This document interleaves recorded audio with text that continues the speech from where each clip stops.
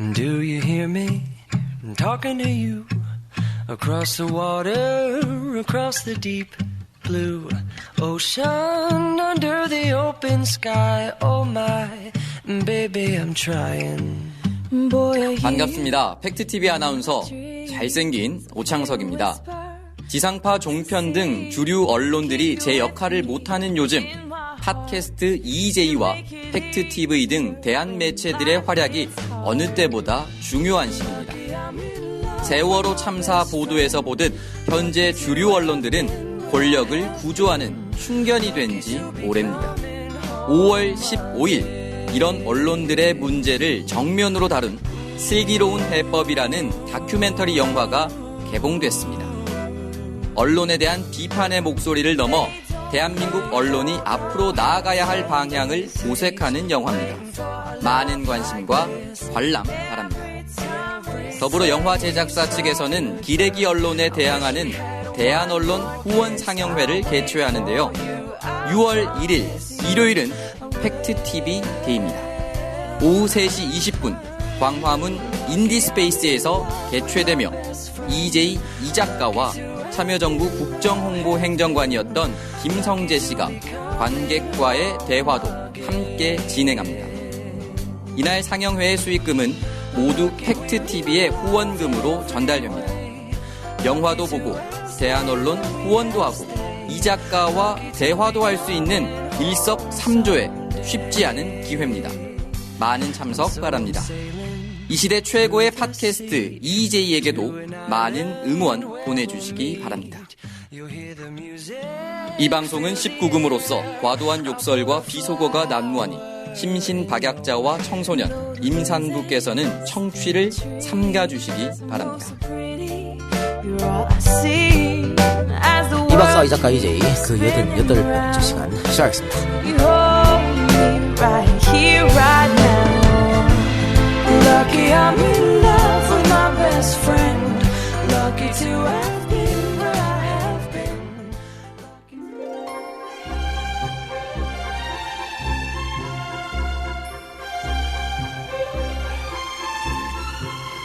안녕하세요. 삼국지턴 사자성어라는 학습 만화와 앱게임을 만드는 하얀바람 엔터테인먼트입니다.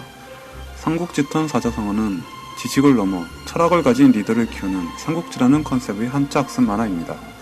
많은 지식을 가진 똑똑한 리더들이 선택의 순간에 잘못된 선택을 했다면 그것은 올바른 철학을 가진 이성보다 돈이나 여자, 권력에 대한 본능을 따르다 그렇게 된 것 같습니다.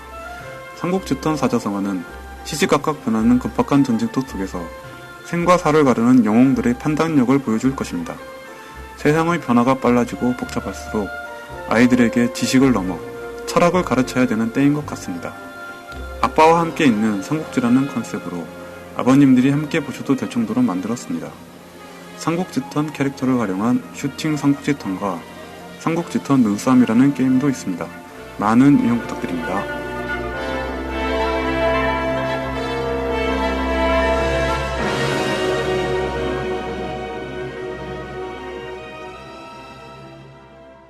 안녕하십니까 이 박사님. 예, 안녕하십니까. 무한도전의 행태에 실망을 느낀 이 박사입니다. 뭐야, 또 왜 무한도전 왜? 아니 이게 무한도전 측이 만약에 이걸 들으면은 꼭 밝히시길 바랍니다. 제가 정현돈 지지자인데 정현돈이 그 트위터 140자인가 160자에서 이제 그 아이돌을 썼잖아요. 알바로 썼잖아요. 이거는 정현돈의 아이디어인지 무한도전 측이 그렇게 한 건지 내가 볼 땐 밝혀야 되지 않을까. 시발단. 시발단. 그 대선 때 시발단 똑같이. 아니 그 중요한 선거에서 어떻게 알바들을 써가지고 만약에 정현돈 되면은 나중에 문제 삼을 거야? 이거? 그리고 무한도전에서 일부러 그렇게 한 것 같고 패러디 많이 했죠. 그래서 박명수가 이장 흉내 낸 것도 다 그런 거고 많이 했어요. 저는 개인적으로 정현돈 지지자였는데 정현돈의 그 행태를 보고 너무나 실망을 했습니다. 예. 어떤 김태호 PD가 생각 있어서 그렇게 했겠지. 김태호 PD EJ 들으신 건 우리가 다 알고 있는데 빨리 출연 한번 하시라 이렇게 말씀드렸습니다. 그래요.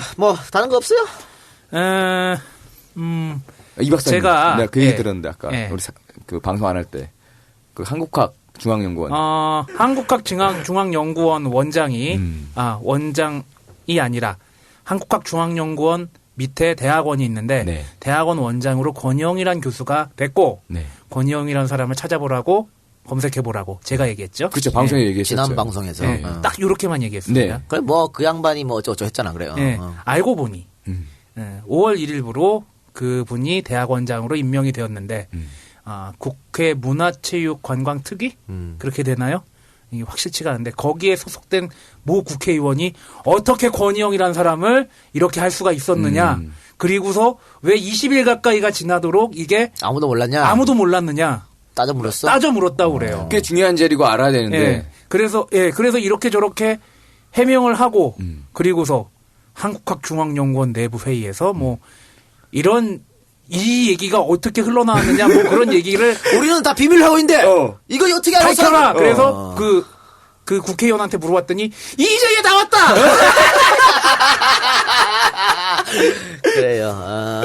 이제 나왔습니다. 자, 그렇게 해서 그래가지고 뭐 소식통에 따르면 지금쯤 한국학중앙연구원 이제 저기 본부 쪽에서 모니터링을 이재를 하고 있지 않을까. 하시든지 말든지 뭐 별 관심 없어요 그쪽에. 그런 얘기가 나왔는데 저는 그거는 우리가 예. 저번 주에 그 얘기를 한 거는 우리 그 대학의 문제점.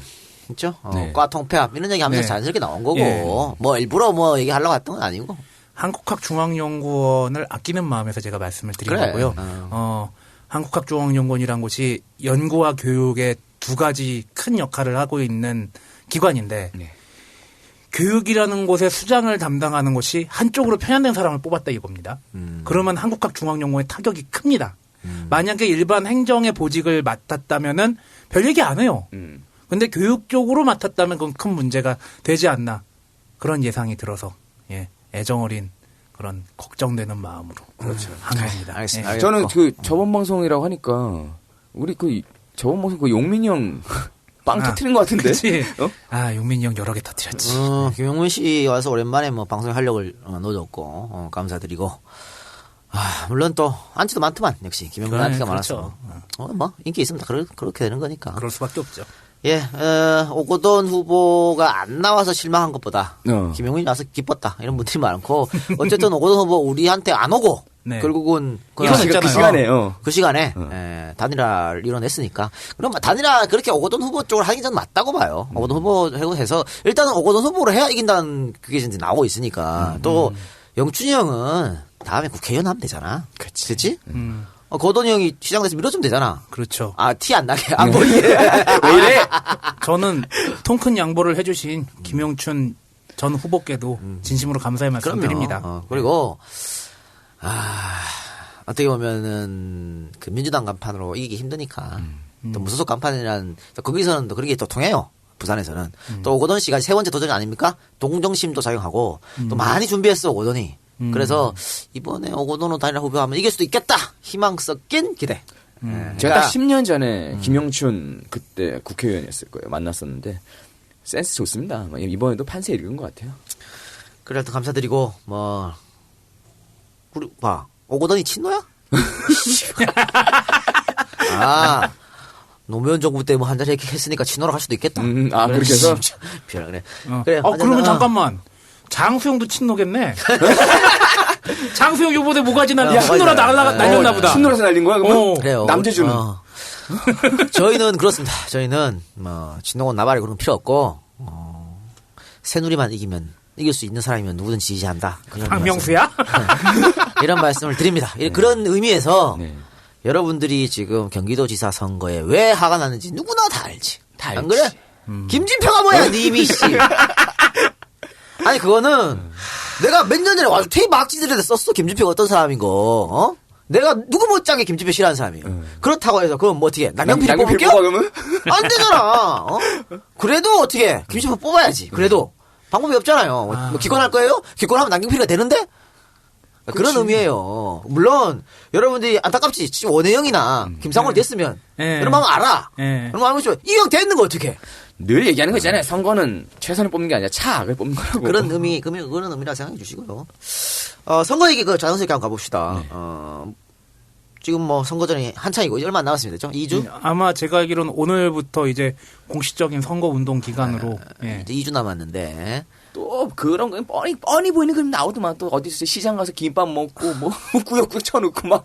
아니 아까 내가 핸드폰 잠깐 봤거든. 우리 저 장진수 주무관 뭐 하고 인터뷰하다가 중간에 쉬는 시간에 뭐 북한에서 또 많겠다고 그러더라고. 그래? 네, 저기 뭐 한포 쏜 것 같던데. 그래서 역시 선거 기간이구나. 바로 어이구 선거 기간이구나. 바로 듣겠지. 바로 들어왔네. 바로 들어왔네. 왜 그럴 수밖에 없냐면요. 지금 여당이 상당히 불리하지. 세월호 참사 여파 때문에. 박근혜 대통령이 눈물까지 흘렸음에도 불구하고 안 뒤집어지거든 지금. 속이 지금 탈 거야. 속이 타는데. 그래서 뭐 김장수도 자르고 뭐 남대준도 자르고 하는 거지. 네. 김기춘은 차마 못 건드고. 그만큼 이제 똥줄이 탄다는 얘기인데 전체적으로 왔을 때는 뭐 야당의 승리라고 봐요. 그러니까 지금껏 우리 그 지방선거 역사가 네. 여당이 이긴 적이 한 번도 없어요. 그러니까 여당의 무덤이라고 하는 게 바로 지방선거. 이게 정권 심판론이 많이 작용하는 거지. 중간평가 성격이 강하고 네. 딱 한 번 98년도 지방선거 때 그때 김대중 정부가 승리했는데 그거는 김대중 정부 탄생하고 얼마 안 됐거든. 얼마 안 됐기 때문에 뭐 중간평가 정권 뭐 그런 게 없었어. 정권 심판. 그래서 그랬던 거고. 이전 정권 심판의 연장선이었을 수도 있죠. 나머지는 뭐 없었고 나머지는 다 전패였습니다. 여당의 전패가. 저번 선거 같은 경우도 그렇죠. 저번 선거는 천안함 사건이 있었음에도 불구하고 이명박이 졌지. MB가 졌으니까. 네. 그런 연장선에서 이번에도 야권이 이긴다고 보는데 네. 어디를 이기냐가 중요하죠. 아니 근데 똑같은 선거인데 와 지금 얘기한 대로 다 야권 이긴다며. 근데 왜 그러다 대통령 선거만 되면 이렇게 똑같은 선거인데 왜 그럴까? 똑같이 투표하러 가는데 아쉬움이 커요. 네. 자, 어디를 이기느냐가 굉장히 중요한 것 같고 그리고 투표율이 제일 낮잖아요. 네, 지방선거가. 네. 그런 거는 또 어떻게 봐야 될지. 일단은 저는 처음에는 역대 최저라고 생각했어요. 이번에는. 그런데 사전투표제가 있잖아. 그전에 없었던. 역대 최저는 아닐 것 같지만 이게 또 6월 4일 날이 샌드위치 공휴일이기 때문에 젊은 친구들이 많이 놀러 갈 거다. 우리 5, 6, 70대는요 무조건 투표장에 가요. 그렇죠. 그런 거 봤을 때는 또 안심하고 있을 수는 없다. 그러니까 지금 새누리당에서 뭐 다 졌네 이런 거 자꾸 알른 소리 하는 것도 그거거든. 그치. 야 우리 표 찍는 사람 지금 큰일 났어요. 보여주세요. 그거거든. 그러니까 여러분들이 뭐 앞서간다고 해서 자만하면 안 되고요. 끝까지 투표를 해야 되고. 뭐 가장 중요한 곳은 서울이겠죠. 서울인데 서울은 뭐 무난하게 이길 것이라 보고. 그래. 우리 저기 정후보님께서 여러 가지 퍼포먼스를 많이 보여주고 유행어도 많이 탄생시키고 엄청나게 젊은 층에 어필을 하고 있는데 그것도 안 돼? 됐고. 정몽집, 박근혜. 문제는 이제 인천 경기죠. 근데 경기는 뭐 거의 졌다고 봤거든요. 졌다고 봤는데 예상외로 김진표가 의외로 컨벤션 효과가 있었어. 김진표가 당선되자마자 확 올라갔거든. 그래서 이걸 좀 유지했으면 하는 바람이고. 아니 대통령 지킨다는 나경피보다 낫잖아. 안 그래? 아유 그래. 인천이 참 이제 좀 깝깝하고 뭐 그런 가물가물한데. 인천도 웃기고 유정복 장관이마요. 그 전에 뭐 했는 사람이야. 안전행정부 장관이요. 그치. 그 양반 물러나자마자 이게 터진 거야. 그러게요. 이 책임이 없다고 할 수 없죠. 세월호 사건에. 분명히 그 사람 책임이 있어. 그런데 그 사람을 뽑아주면 안 되겠지. 그렇죠. 뭐 해야 되고. 강원도도 원래 최문수 지사가 굉장히 바닥을 닦았거든. 엄청나게 바닥을 닦았는데 지금 조금씩 새누리당 후보가 올라오고 있습니다. 강원랜드 4장 출신인데. 아유 답답해 진짜. 깝깝하다 진짜. 더 답답한 곳은 뭐 제주도고. 거긴 왜 그러냐? 거기는 거의 99% 오린종이 될 것 같은데. 문화가 독특하잖아. 정말 여러분들 원유영이 뭐 4.3에 가서 한번 머리라도 숙였어? 뭐 그런 사람 뽑아준다고 하기야 뭐 민주당 후보도 뭐. 잠깐만 어디 보은상 수용이 어디 나갔다는 소문이 있던데. 그 명단 보시면 됩니다. 찾아보시면 돼요. 그리고 준표용도 지금 거의 철옹성이라는 소문이. 아니면 그쪽은 뭐 경상도 쪽 뭐 어떻게 할 수가 없는 문제고. 그래요. 뭐. 참. 다 했나? 충청도? 아유 뭐 희정이 형이 뭐. 충청도 충남은 뭐 희정이 형이 앞서기 나고 보고. 충북은 문제는 충북이지. 시종이 형이 EJ 나오겠다고 먼저 얘기해놓고는 결국은 안 나왔는데. 그래 우리 방송 나오는 거 중요한 게 아니고. 우리 방송 다 자기들이 먼저 나오겠다 그래놓고는 안 나와. 안 나와. 그래. 안 나와도 이길 수 있다라고 생각. 그럼 좋지. 솔직히. 아니야 들어보니까 야 여기 나갔다 씹히면 진짜 잘못하면 요리 잘못되는 거 아니야? 라는 겁을 내는 거 아니야 혹시? 그게 아니고 재명이 형이 나와서 너무 잘했어. 너무 말을 잘해가지고 다들 조금 두려워하시더라고. 아 내가 말 못하면 어떡하지? 뭐 이러는. 그러니까 제가 이게 SNS 관리하잖아요. 그러면 트위터를 보고 있으면 예전에 좋았던 방송들이 계속 언급이 돼요. 이재명 시장 편은 계속해서 굉장히 많이. 올라와요 지금도. 아유 재명이 형 신났어 지금. 아 이렇게 유력이 있는데 몰랐다고 그러더라고. 그래서 감사하다 그러는데 아유 오히려 제가 감사드리고. 그래도 충북이 조금 그렇죠. 충북이 그런데 지켜봅시다. 지켜봐야지 뭐 어떻게. 대전은 뭐 그냥 새누리당 되는 거고. 대전도 윤석열가 한 것도 하나도 없는데 왜 그런지 몰라. 아유. 그리고 전남 이제 광주에서는 이제 이건 얘기하지 하지 말자. 하지 말고 그게 좀 그래 뭐 선거 얼마 안 남았으니까 비판하지 맙시다. 씨발 할 말은 존나 많은데 하지 맙시다. 이기고 하자. 박근혜 대통령이 사과를 여러 번 했지 않습니까? 네. 여러 번을 할 때마다 우리 야당에서 어떻게 반응해야 되는지 진짜 몰라. 야당에서 어떻게 반응해야 야권 지지자를 뭉치는지 그걸 모르고. 그러니까 새누리당에서 또 하는 얘기가 무슨 뭐 이제는 우리가 대통령의 눈물을 닦아줘야 될 때입니다. 이런 소리가 안 되지. 대통령의 눈물은 휴지가 닦는 거지. 국민이 휴지요? 참. 자, 오늘 그러면 뭐 됐고 오늘 방송 하도록 하죠. 하여튼 여러분들 선거 꼭 참여해주셔서 여러분들한테 도움을 줄 수 있는 사람을 뽑기를 바랍니다. 그런 의미로 오늘 주제가 이거. 아니, 오늘 주제 그냥 제가 했어요. 그냥 한 거예요. 자, 청취자 여러분, 제가 카톡을 보냈습니다. 우리 이거 선거법에 걸리는 거 아니냐고. 근데 강행하고 있습니다. 에이, 그냥 하는 건데 뭐. 그냥 사실 있는 거. 오늘 특집은 우리 외교계에 한 획을 걷는 사람이에요. 이 네. 양반이. 네. 엄청난 양반이고. 그 외교부의 꽃이라고 하는 주미대사도 하셨고. 하여튼 대단한 사람입니다. 뭐 세계에서도 유명한 사람이에요. 세계 외교 5인방 뭐 이런 이름도 있고. 그럼 오늘 좋은 방송이야? 좋은 방송이에요. 그래. 하여튼 우리 외교계 걸출한 인물 김동조 특집을 하도록 하겠습니다. 자, 그러면 본격적 방송 들어가 봅시다.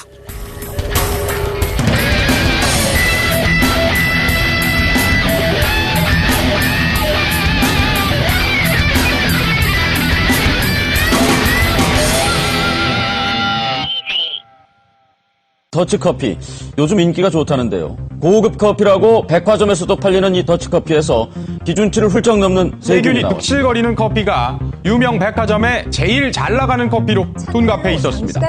커피계의 명품이란 더치커피 단속에 나서 찾는 분들이 점점 늘고 있는데요. 비위생적으로 이 더치커피를 만든 업체들이 적발됐는데 아직도 이런 커피 좋다고 사드시는 중생들께 바칩니다. 천사의 눈물샘을 조업잔에서 만든 졸라 깨끗한 슈퍼초 울트라 더치 커피. 더치 IS. 귀찮아 죽을 정도로 모든 작업을 씻은 손으로 해서 만든 더치 IS. 그럼 맛은 어떤가요? 둘이 먹다가 하나가 눈물샘 쪽 빨린 천사 따라가도 모릅니다. 와우. 어디서 주문하면 되죠? 지금 바로 인터넷 검색창에 더치 IS를 검색하세요. 오늘은 더치 커피 한 잔 빨아 삐리뽀. 더치 IS. 더치 IS. 주문 시 배송 메시지에 팟캐스트 이름을 적어주세요. 사은품을 드립니다. 자, 이 박사님 김동조 하면 생각나는 게 뭡니까? 막내딸. 나 솔직히 이 사람 누군지 몰랐는데 검색해보니 막내딸 바로 나오더구만. 이분의 막내딸 나중에 얘기 나올 겁니다. 그래. 예, 또 있어야죠. 자, 이름이 일단 동조잖아, 동조. 부모님 이름 잘 졌네. 동조 잘하고 살았어요. 응? 동조와 부역과 오케이. 그런 어떤 역사를 살아온 이름대로 갔네. 그래요. 생을 한번 들어가 볼까요? 1918년 8월 14일생인데 음력으로는 7월 8일생이고요. 경남 동래군 동래읍 복천동. 지금은 이게 이제 부산으로 편입됐습니다. 여기가 부산 북쪽이죠, 여기가. 아버지 김병우, 어머니 조원통 사이에서 태어났는데요. 아버지는 장로, 어머니는 집사. 여기 기독교야 또? 야, 쉽지 않은데 1918년, 그죠? 네, 그렇죠. 그래요. 그리고 아까 이제 이 박사가 말한 딸, 막내딸, 막내딸이 김영명이라는 나중에 사람인데. 얘기하자. 초장에 얘기할까? 아니 왜냐면 이 양반이 권사야. 김영명 권사. 네. 기독교 집안. 네. 그렇죠? 네. 기독교 집안이라고 할 수 있겠지. 그러니까 김동조의 딸이 김영명이라는 얘기입니다. 그 김영명의 남편이 이제 몽준이 형인데. 여기서 또 터지는 거야 이제. 아니 아니 얘기 안 하나 나오는데? 아 정집사님? 저 김동수 집에 나오는데 어떻게? 근데 몽준이 형도 집사라고 하는데 이거 장로, 집사, 권사, 복제 한 개도 뭔 말인지 한 개도 모르겠습니다. 어쨌든 그냥 기독교 집안이다. 아 근데 대단한 게. 난 잘 모르겠어. 권사면 어느 정도 위치인 거야? 여자로서는 그 목사가 아닌 그 뭐라 그래야 되나 뭐 장로, 집사, 권사 그런 거 있는 그런 사람 직위 중에는 제일 높이 올라간 거죠. 아 그래요? 네, 네. 그러니까 김영명 씨로 봤을 때는요 이거지. 뭐 할아버지, 할머니, 그렇지? 다 기독교로 심취했던 분이고 거기다가 1918년에 동네잖아요. 그래요. 부산 쪽 동네잖아. 그쪽에 그 개신교가 자리 잡기가 쉽지는 않았을 텐데. 아니 교회도 만들었어. 네. 할아버지가 교회도 네. 지었어요 그 지역에. 그러니까 대단하신 분이라고. 네. 엄마 아버지도 그렇고. 그렇기 때문에 아마 이 김영명 씨도 독실한 그런 기독교 신자가 아닐까 봅니다. 그래서 말이죠. 일화가 하나 있습니다. 김영명 씨가 정몽준 의원의 형 정몽은 현대 아산 회장이 뛰어났지 않습니까? 네. 개동 사옥에서. 네. 그러니까 김영명 씨한테는 뭐가 돼? 아주바님이 되겠지. 아주바님이 뛰어내렸을 때 모든 가족이 깊은 충격을 받았을 거 아니야? 아 그럼요. 그때 김영명 씨 그 심정이 어땠냐 인터뷰한 게 있는데 김영명 씨 심정은 이랬답니다. 정말로 안타까운 비극이었습니다. 시숙님께서 믿음이 들어가셨더라면 얼마나 좋으셨을까라는 생각을 하게 됩니다. 믿음은 모든 역경을 돌파하게 하는 힘이잖아요. 현대가가 믿음으로 하나 되었어. 이 나라뿐만 아니라 하나님의 나라 확장을 위해서 헌신할 수 있기를 기도하고 있습니다. 아니, 슬플 때 이거 할 얘기야 이게? 난 좀 그런데? 모든 것은 주님의. 그래. 이거 기도가. 난 충분히 이해해요. 예. 기도가 없었고 하나님을 믿지 않은 길이 있으니까 자살하는 거라. 이렇게 볼 수 있겠죠, 그죠? 그러니까 시숙님에게 믿음이 있었다면은 이런 일 안 일어났다. 그렇지. 아주버님한테 이렇게 얘기하는 거야. 모든 게 예. 다 거기에 집중되는 거예요, 그죠? 아니 개인의 죽음은 가족들은 슬픔에 빠져 있고. 슬퍼서 이렇게 말하는 거야, 병신아. 아까 슬픈데. 그래. 하나님한테 또 돌리니까. 아니, 슬퍼서 이렇게 말한다니까? 이거 말이죠. 우리 왜, 세월호 참사 때. 네. 뭐 기억나시는 분들 계실 것 같은데. 처음에 애들 다 전원 구조했다 그랬잖아요. 네. 그래서 다 막 부모님들이 안도의 한숨 쉬고 막 그랬었어요. 그러다가 갑자기 번복했어. 네. 미친 새끼들이. 번복해가지고 막 부모님들이 당황하니까 뭐 어떻게 된 거야 항의하고 막 이랬지. 그러니까 그게 이제 교사 한 분이 기도하셔야 해요. 환장하겠네. 아니 웃음이 안 나요 저는 이거. 웃음이 거기다 대고 기도 뭐 어떻게 하라고 기도하시면 뭐 어떻게 하라고. 그래서 학부모님이 그래서 뭔 기도 이랬다고. 당연하지 애들을 문제인데. 그리고 지금 잠깐 생각났는데 이거 갖고 그 언론에서 오보낸 거 아니에요. 그렇죠. 이거 갖고 MBC가 최초라고 했더니 또 아니래매. MBN이 19초가 빨랐대. 참나. 아니 그리고 요새 그래서 KBS 또 양대 노조 또 파업 투표 들어가서 어떻게 됐나 모르겠는데. MBC가 뒤로 딱 숨어버렸어 지금 케이블 뒤로. 네. 참. 자, 뭐 우리 얘기를 해봅시다. 계속 이제 기독교 집안 얘기를 하는데요. 우리 조원통 집사 김동조의 어머니가 늘 불렀던 찬송가가 있답니다. 저는 잘 모르겠습니다.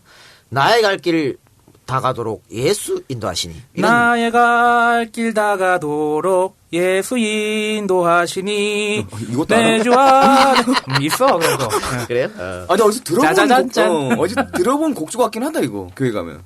이 노래를 늘 부르셨다고 합니다. 항상 이 노래를 청소할 때도 이 노래를 부르시고 빨래할 때도 이 노래를 부르시고 밥할 때도 이 노래를 부르시고. 우리 이사 가신 옆집 할머니 할아버님 네 분이 우리 아파트 옆집 할아버님 할머님 네 분이 있는데 옆집 할머님 청소하실 때도 손주 귀저귀 갈아줄 때도 항상 찬송가를 흥얼거리셨던 게 기억이 나네. 참 우리 아파트도 참 층간소 문제 해결해야 돼. 제가 저번에 방송에서 얘기했지 않습니까? 옛날 여자친구가 교회 다녀서 내가 물어봤다고. 네. 야 그러면 이순 씨도 지옥 가냐? 물어봤다 했잖아. 그러니까 이순 씨도 지옥 갔어 했다고 했잖아. 네. 거기 이제 사귈 때 집에다 전화를. 그때 뭐 핸드폰이 없었으니까 전화를 했습니다. 전화를 했는데 어머니가 받으시더라고. 낮에. 일요일 낮에. 토요일 낮인가? 하여튼 주말 낮이었어. 일요일 낮은 아닐 거야 아마. 네. 그렇겠네.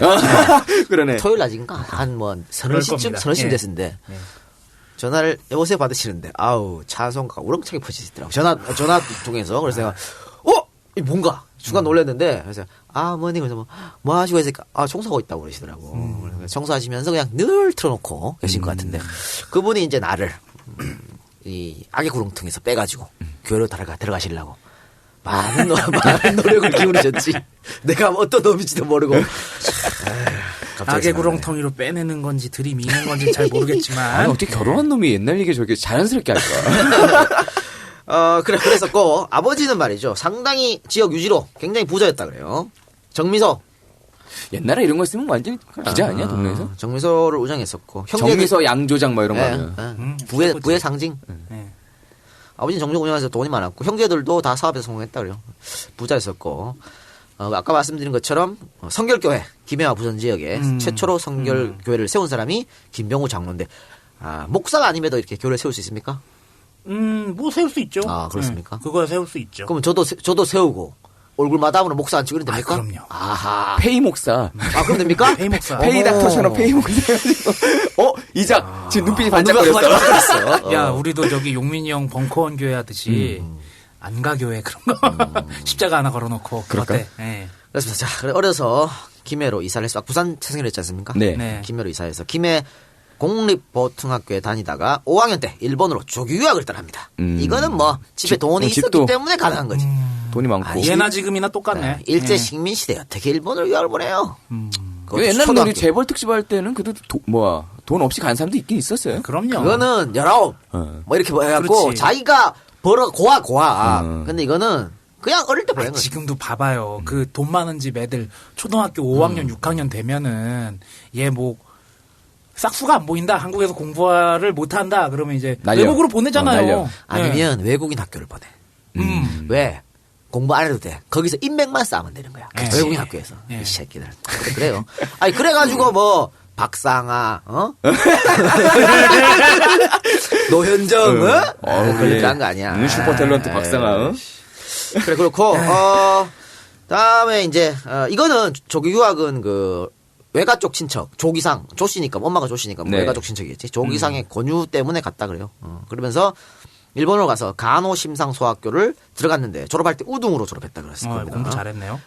이거는 뭐 일단은 당시 식민시대였기 때문에 일본식 교육을 받았을 거 아닙니까? 일본어를. 그러니까 일본어를 당연히 잘했고 어릴 때 한학 교육을 서당에서 많이 배웠다 그래.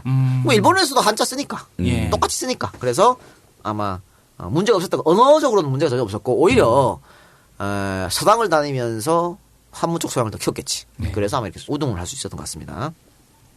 1932년에 현립중학교, 현에서 세웠다는 거겠지. 우리 도립 같은 중학교 입학을 했습니다. 근데 1932년이면요. 이봉창 선생의 의가 일어나는 해입니다. 뭐 실패는 하셨지만 어쨌든 그때부터 일본인들이 조선인들을 경멸하기 시작했다 그래요.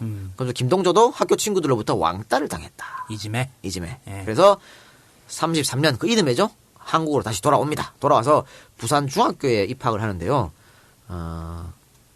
자기 학년에 조선인으로서는 자기가 유일했다 그러네요. 그러니까 부산 중학교는 있는 애들만 가는 일본인 애들만 가는 그런 학교다. 일종의 영훈 초등학교 이런 빌이야? 그렇겠죠. 근데 이제 김동준 집안에 돈이 있으니까 여기 보냈던 것 같고 또 당시만 일제 식민 시대만 해도요. 초등학교도 뭐 보통학교 가는 것도 어려웠으니까. 그러니까 거기다가 이제 일본에서도 저기 그때 당시 식민지 우리나라로 많이들 일본 사람들이 넘어와서 학교 다니고 그랬으니까. 야 너는 왜 사립 안 가냐는데? 누가? 너. 집에 돈도 많은데. 그때 우리 아버지가 망했을 때야. 타이밍이 그랬어? 쫄딱 망했을 때야. 1937년에 서울대 상대 전신인 경성고상에 입학을 해서 도쿄 상대를 목표로 하고 공부를 몰두했다 그러네요. 이게 역시 계속해서 일본을 꿈꿨던 것 같습니다. 식민지 지배를 받는 식민지 청년으로서 그렇죠? 한국 시민이 되려고 했던 게 아닌가라고 그냥 내 혼자 생각하는 겁니다. 혼자 생각이지. 그런데 1939년에요. 아버지가 아까 말씀드렸던 그 정미소, 그 정미소가 부도가 납니다. 왜 부도가 났냐? 아버지가 그 정미소 경영을 지배인에게 맡기고, 아버지는 아마 교회에 몰두하셨겠지. 지배인에게 몽땅 맡겼는데, 이 지배인이 그동안 벌어놓은 현금, 귀중품, 이런 걸 몽땅 들고 만주로 날랐습니다. 장사는 절대 남 맡기면 안 돼. 직접 해야 돼. 만주로 날랐는데 요거 말이죠. 요 지배인, 이 사기친 지배인이 다른 데도 안 나르고 만주로 날랐던 거 보니까. 친일파? 친일파의 파라다이스? 아니지. 독립군. 응? 이 정무선 돈을 훔쳐가지고 독립군 지원을 하지 않았을까? 아, 가능성 있네요. 그렇죠. 그렇지 예. 않습니까? 예. 만주로 날랐습니다. 그러니까 이렇게 되니까 대학 진학은커녕 그 아버지가 사기죄로 감옥 가는 거. 갚아야 될 돈도, 아니, 뭐, 지금도 마찬가지지만 장사할 때 빚 없이 장사하는 분 어디 있어요. 그 돈 다 들고 나가기 때문에 빚도 갚아야 되고. 그래서 아버지가 감옥 가야 될 징역까지 놓였어요. 만약에 이 작가 말대로 이 슈킹 까고 도망간 인간이 독립군이었다면 이 김동조라는 사람 마음속에 내가 황국 신민이 돼야 되는데 저 독립군 놈의 자식이 자기 일본이 보면 어때서 내 반드시 독립군 놈들 다 뭐 이렇게 했을 수도 있지 않을까. 추측이죠. 네, 소설이죠. 야, 오늘 추측 되게 많다. 결국 이 집안 형편상 대학 진학을 못했고요. 1940년에 상업은행 공채시험에 합격해서 은행원 생활을 시작하게 됩니다. 그리고 1년간 여기서 근무했는데요. 1년 동안 근무하면서 돈을 좀 모으고 또 집안 형편이 다시 좋아졌겠지. 네. 있는 집은 또 금방 복구해요. 금방 복구해. 좋겠다, 이 작가. 네. 그래서 이제 이듬해 규슈 제국대학에 입학을 하게 되고 1943년에 일본 고등문관시험에 합격합니다. 이게 중요한 겁니다. 이게 뭔 소리 잠깐만. 일본 고등문관시험. 일본에서? 네. 고등문관시험. 우리말로 하면요. 그냥 고시입니다, 이게. 뭐, 행정고시, 사법고시, 예무고시 있지 않습니까? 네. 이걸 갖고 이제 일본 고등문관시험이라고 하는 거죠. 여기에 합격했다고 하는 게 뭡니까? 곧 일본의 고급 관료, 고급 고위 공무원이 된다고 보장된 게 바로 일본 고등문관시험 합격이란 거죠. 이것만 봐도, 네.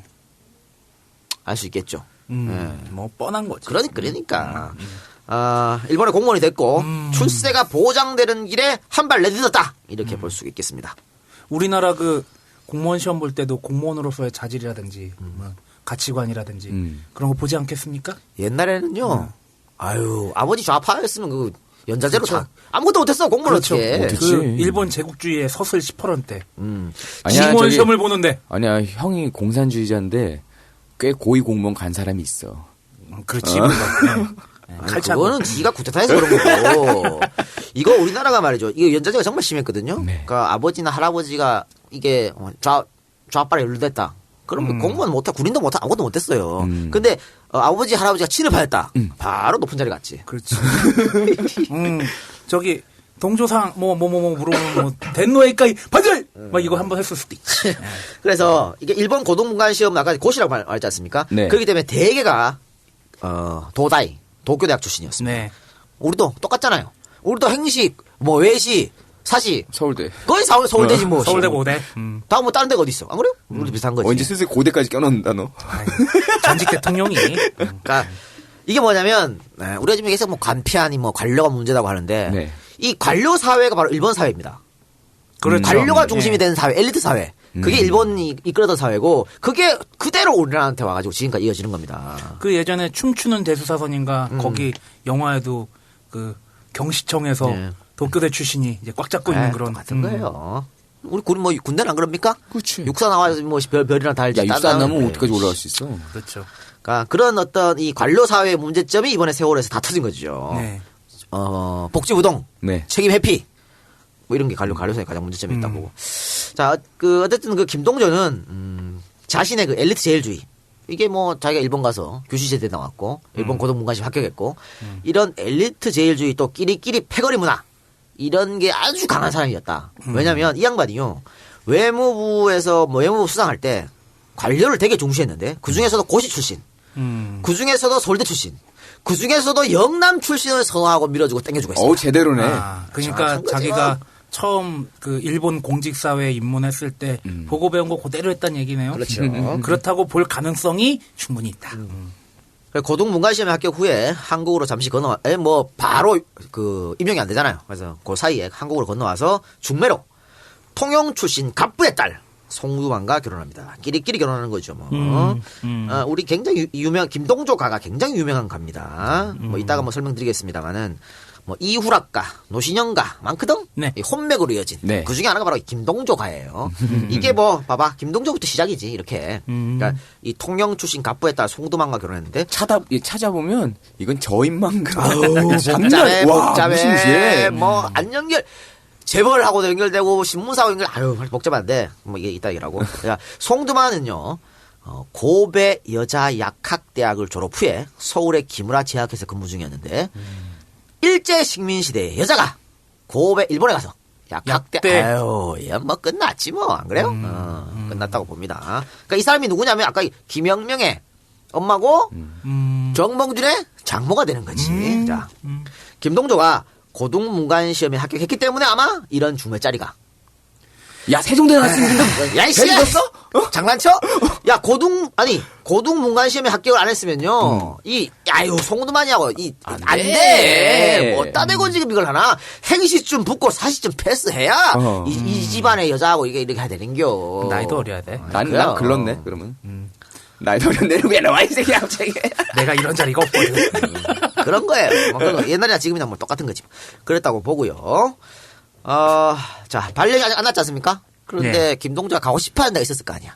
발령이 안 났는데. 아니, 뭐, 난 어디 가고 싶다. 우상할 수 있겠지. 그렇지. 뭐 예를 들어서 선생님 되는 거 하고 나서 또 이게 다 서울 오고 싶어 하는 아니, 거 뭐 이런 예를 거잖아. 들어서 제가 듣기로는 그 사법고시 합격해서 뭐 등수대를 딱 자를 때 그 성적 좋은 순서대로 서울에서 이제 어디 뭐 남부지청, 서부지청, 북부지청 뭐 해가지고 그 발령받는 그 등수대로 나눠지는 게 있대요. 그래서 어디가 제일 편하고 어디가 좋다들 그런 게 다 있대요. 그리고 사법연수원 성적대로 판사하고 검사하고 변호사하는 거거든. 그러니까 지가 시험 쳐놓고, 그지?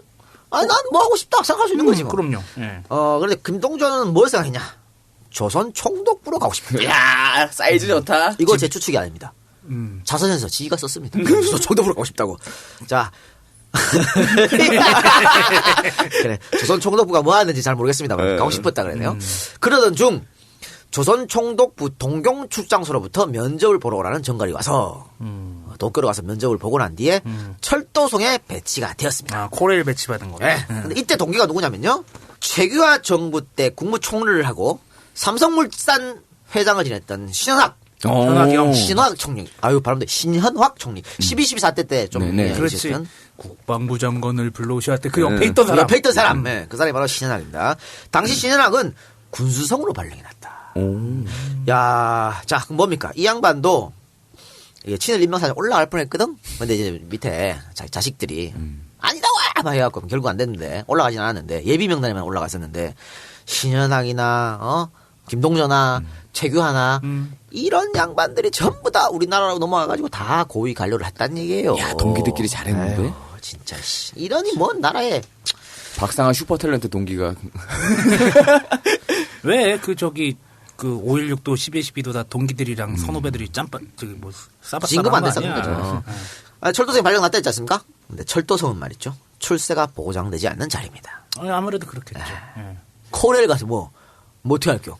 여기서 자꾸 코레일 저기 지금 공격된 거 알고요. 옛날 얘기로 할게요. 철도청! 철도청 가서 뭐 공무원 발령 나서 뭐 어떻게 할게요? 뭐 갈 거면은 뭐 기재부나 뭐 그쯤은 들어가야지. 왜 군대도 그런 거 있잖아. 군대도 무슨 부서 가면 진급이 보장되고. 기본적으로 보병해가지고 저기 전방사단 한번 갔다 와야지 별 달고 그러는 거 아니겠어요? 그래요. 그렇기 때문에 다른 고등문관시험 합격자들도 철도성을 우습게 봤습니다.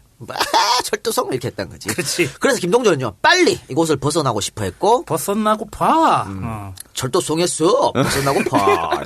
얘들 오늘 이렇게 신났어 이것들이. 자신이 말이죠 철도성으로 올 때 자신을 면접했던 일본 관리를 떠올립니다. 이게 뭐냐면 처음에 면접하러 오라 했잖아. 총독부 일본 지점에서 그때 인사과장 미스 하씨가 김동조를 면접할 때 너 고향이 어디야? 이렇게 된 거야. 그러니까 부산인데 부산이야? 동네입니다 동네. 놀란 거야. 학교에 나왔어. 부산 중학교. 부산 중학교야? 이런 거야. 그러니까 처음에는 그냥 그런가 보다 했겠지. 그런데 이 철도성 발령받고 다 벗어나고 싶은데 방법이 없을까 하다 보니까 그 양반이 팍 생각이 났어. 반짝 맞다. 그 양반이 만화에 나오는 전구 뿅. 그 양반이 왜 면접할 때 부산이라 그럴 때 눈이 반짝거렸지? 왜 그랬을까? 왜 부산 중학교 할 때 반짝거리지 한 거야. 그래서 알아보니까 그 인사과장 미사 씨가 부산 중학교 출신이야. 우리 학교 선배가 되는 거지. 그래가지고 바로 찾아갑니다. 이때부터 줄 탔구만. 그렇죠. 바로 찾아가 사바 로비 한 거는 모르겠고 사바사바는 했다. 그렇죠? 사바사바는 했다. 아유 선배님 저 기억나십니까? 너 누군데? 아이 그 면접 보러 오라을 때 저기 부산중학교 후배. 이거지. 너 요즘 어디 있어?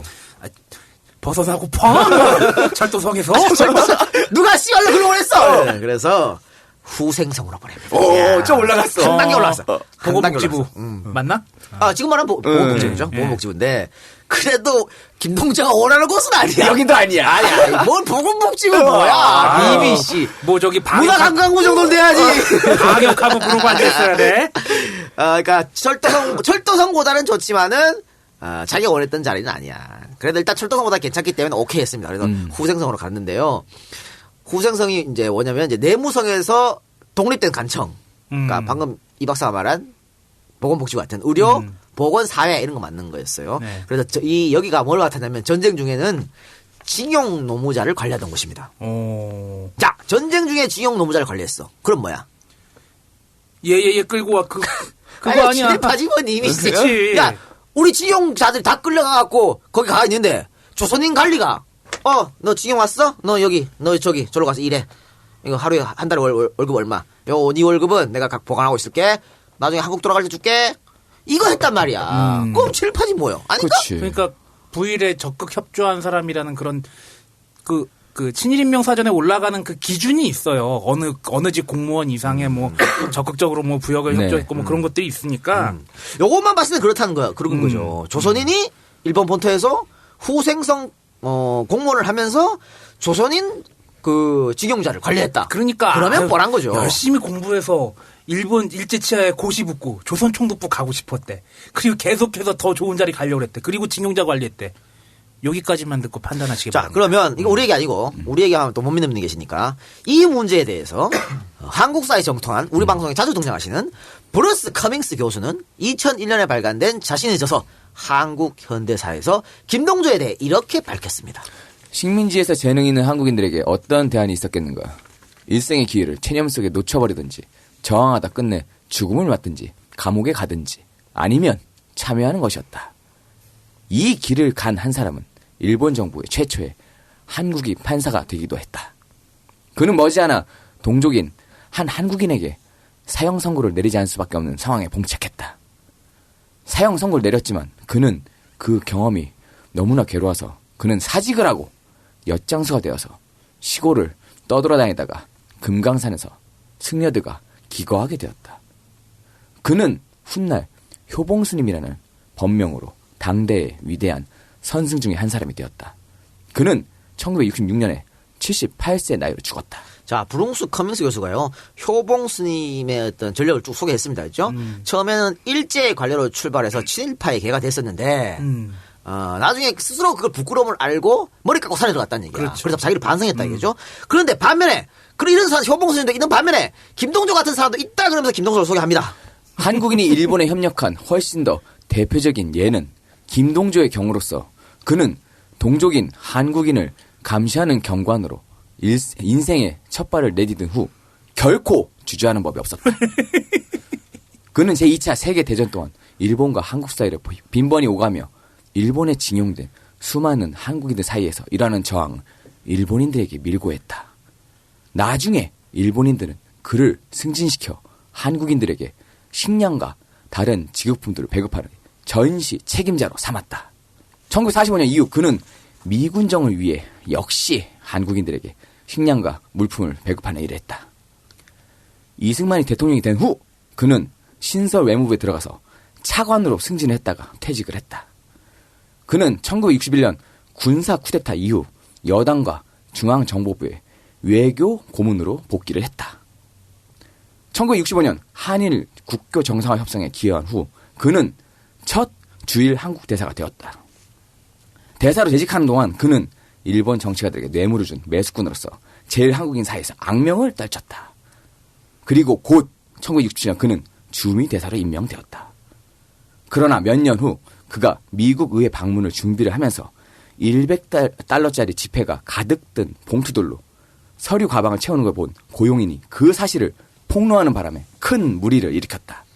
이거는 말이죠. 우리 얘기 아니다. 다시 한번 말씀드리겠습니다. 저기 브루스 커밍스 미국의 종북 좌파 브루스 커밍스 형이 이렇게 썼다. 네. 브루스 커밍스가 말이죠. 남의 책 읽어드린 거예요 지금. 미국인 종북 좌파.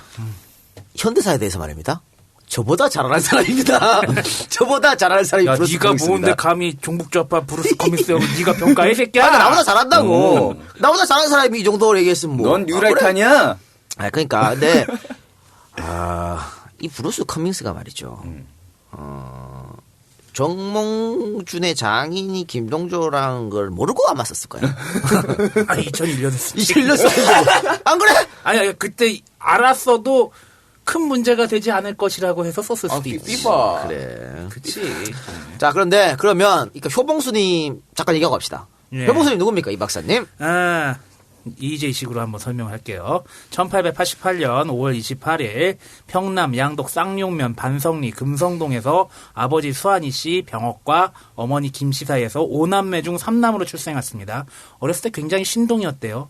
그리고 굉장히 책을 많이 읽었고 한학에서 신학문까지 다 배워가지고 평양 고보 졸업하고 일본 와세다대 법학 전공했고요. 그래서 판사를 했구만. 네.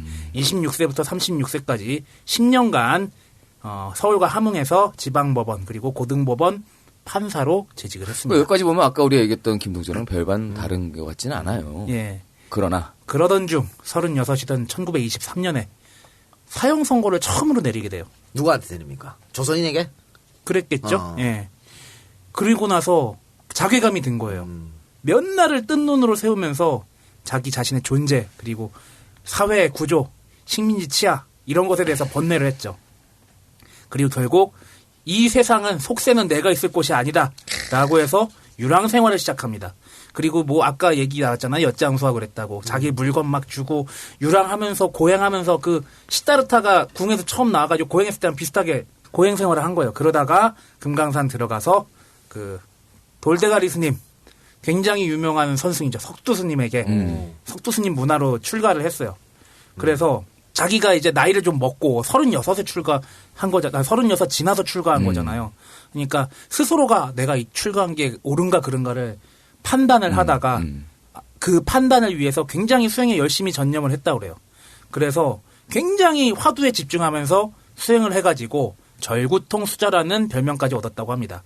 그러다가 1930년 늦은 봄에 단칸방 톡을 짓고 들어가서 정진을 1년 6개월 동안 한 끝에 깨달음을 얻어서 이제 승려가 정식으로 깨달음을 얻은 거죠.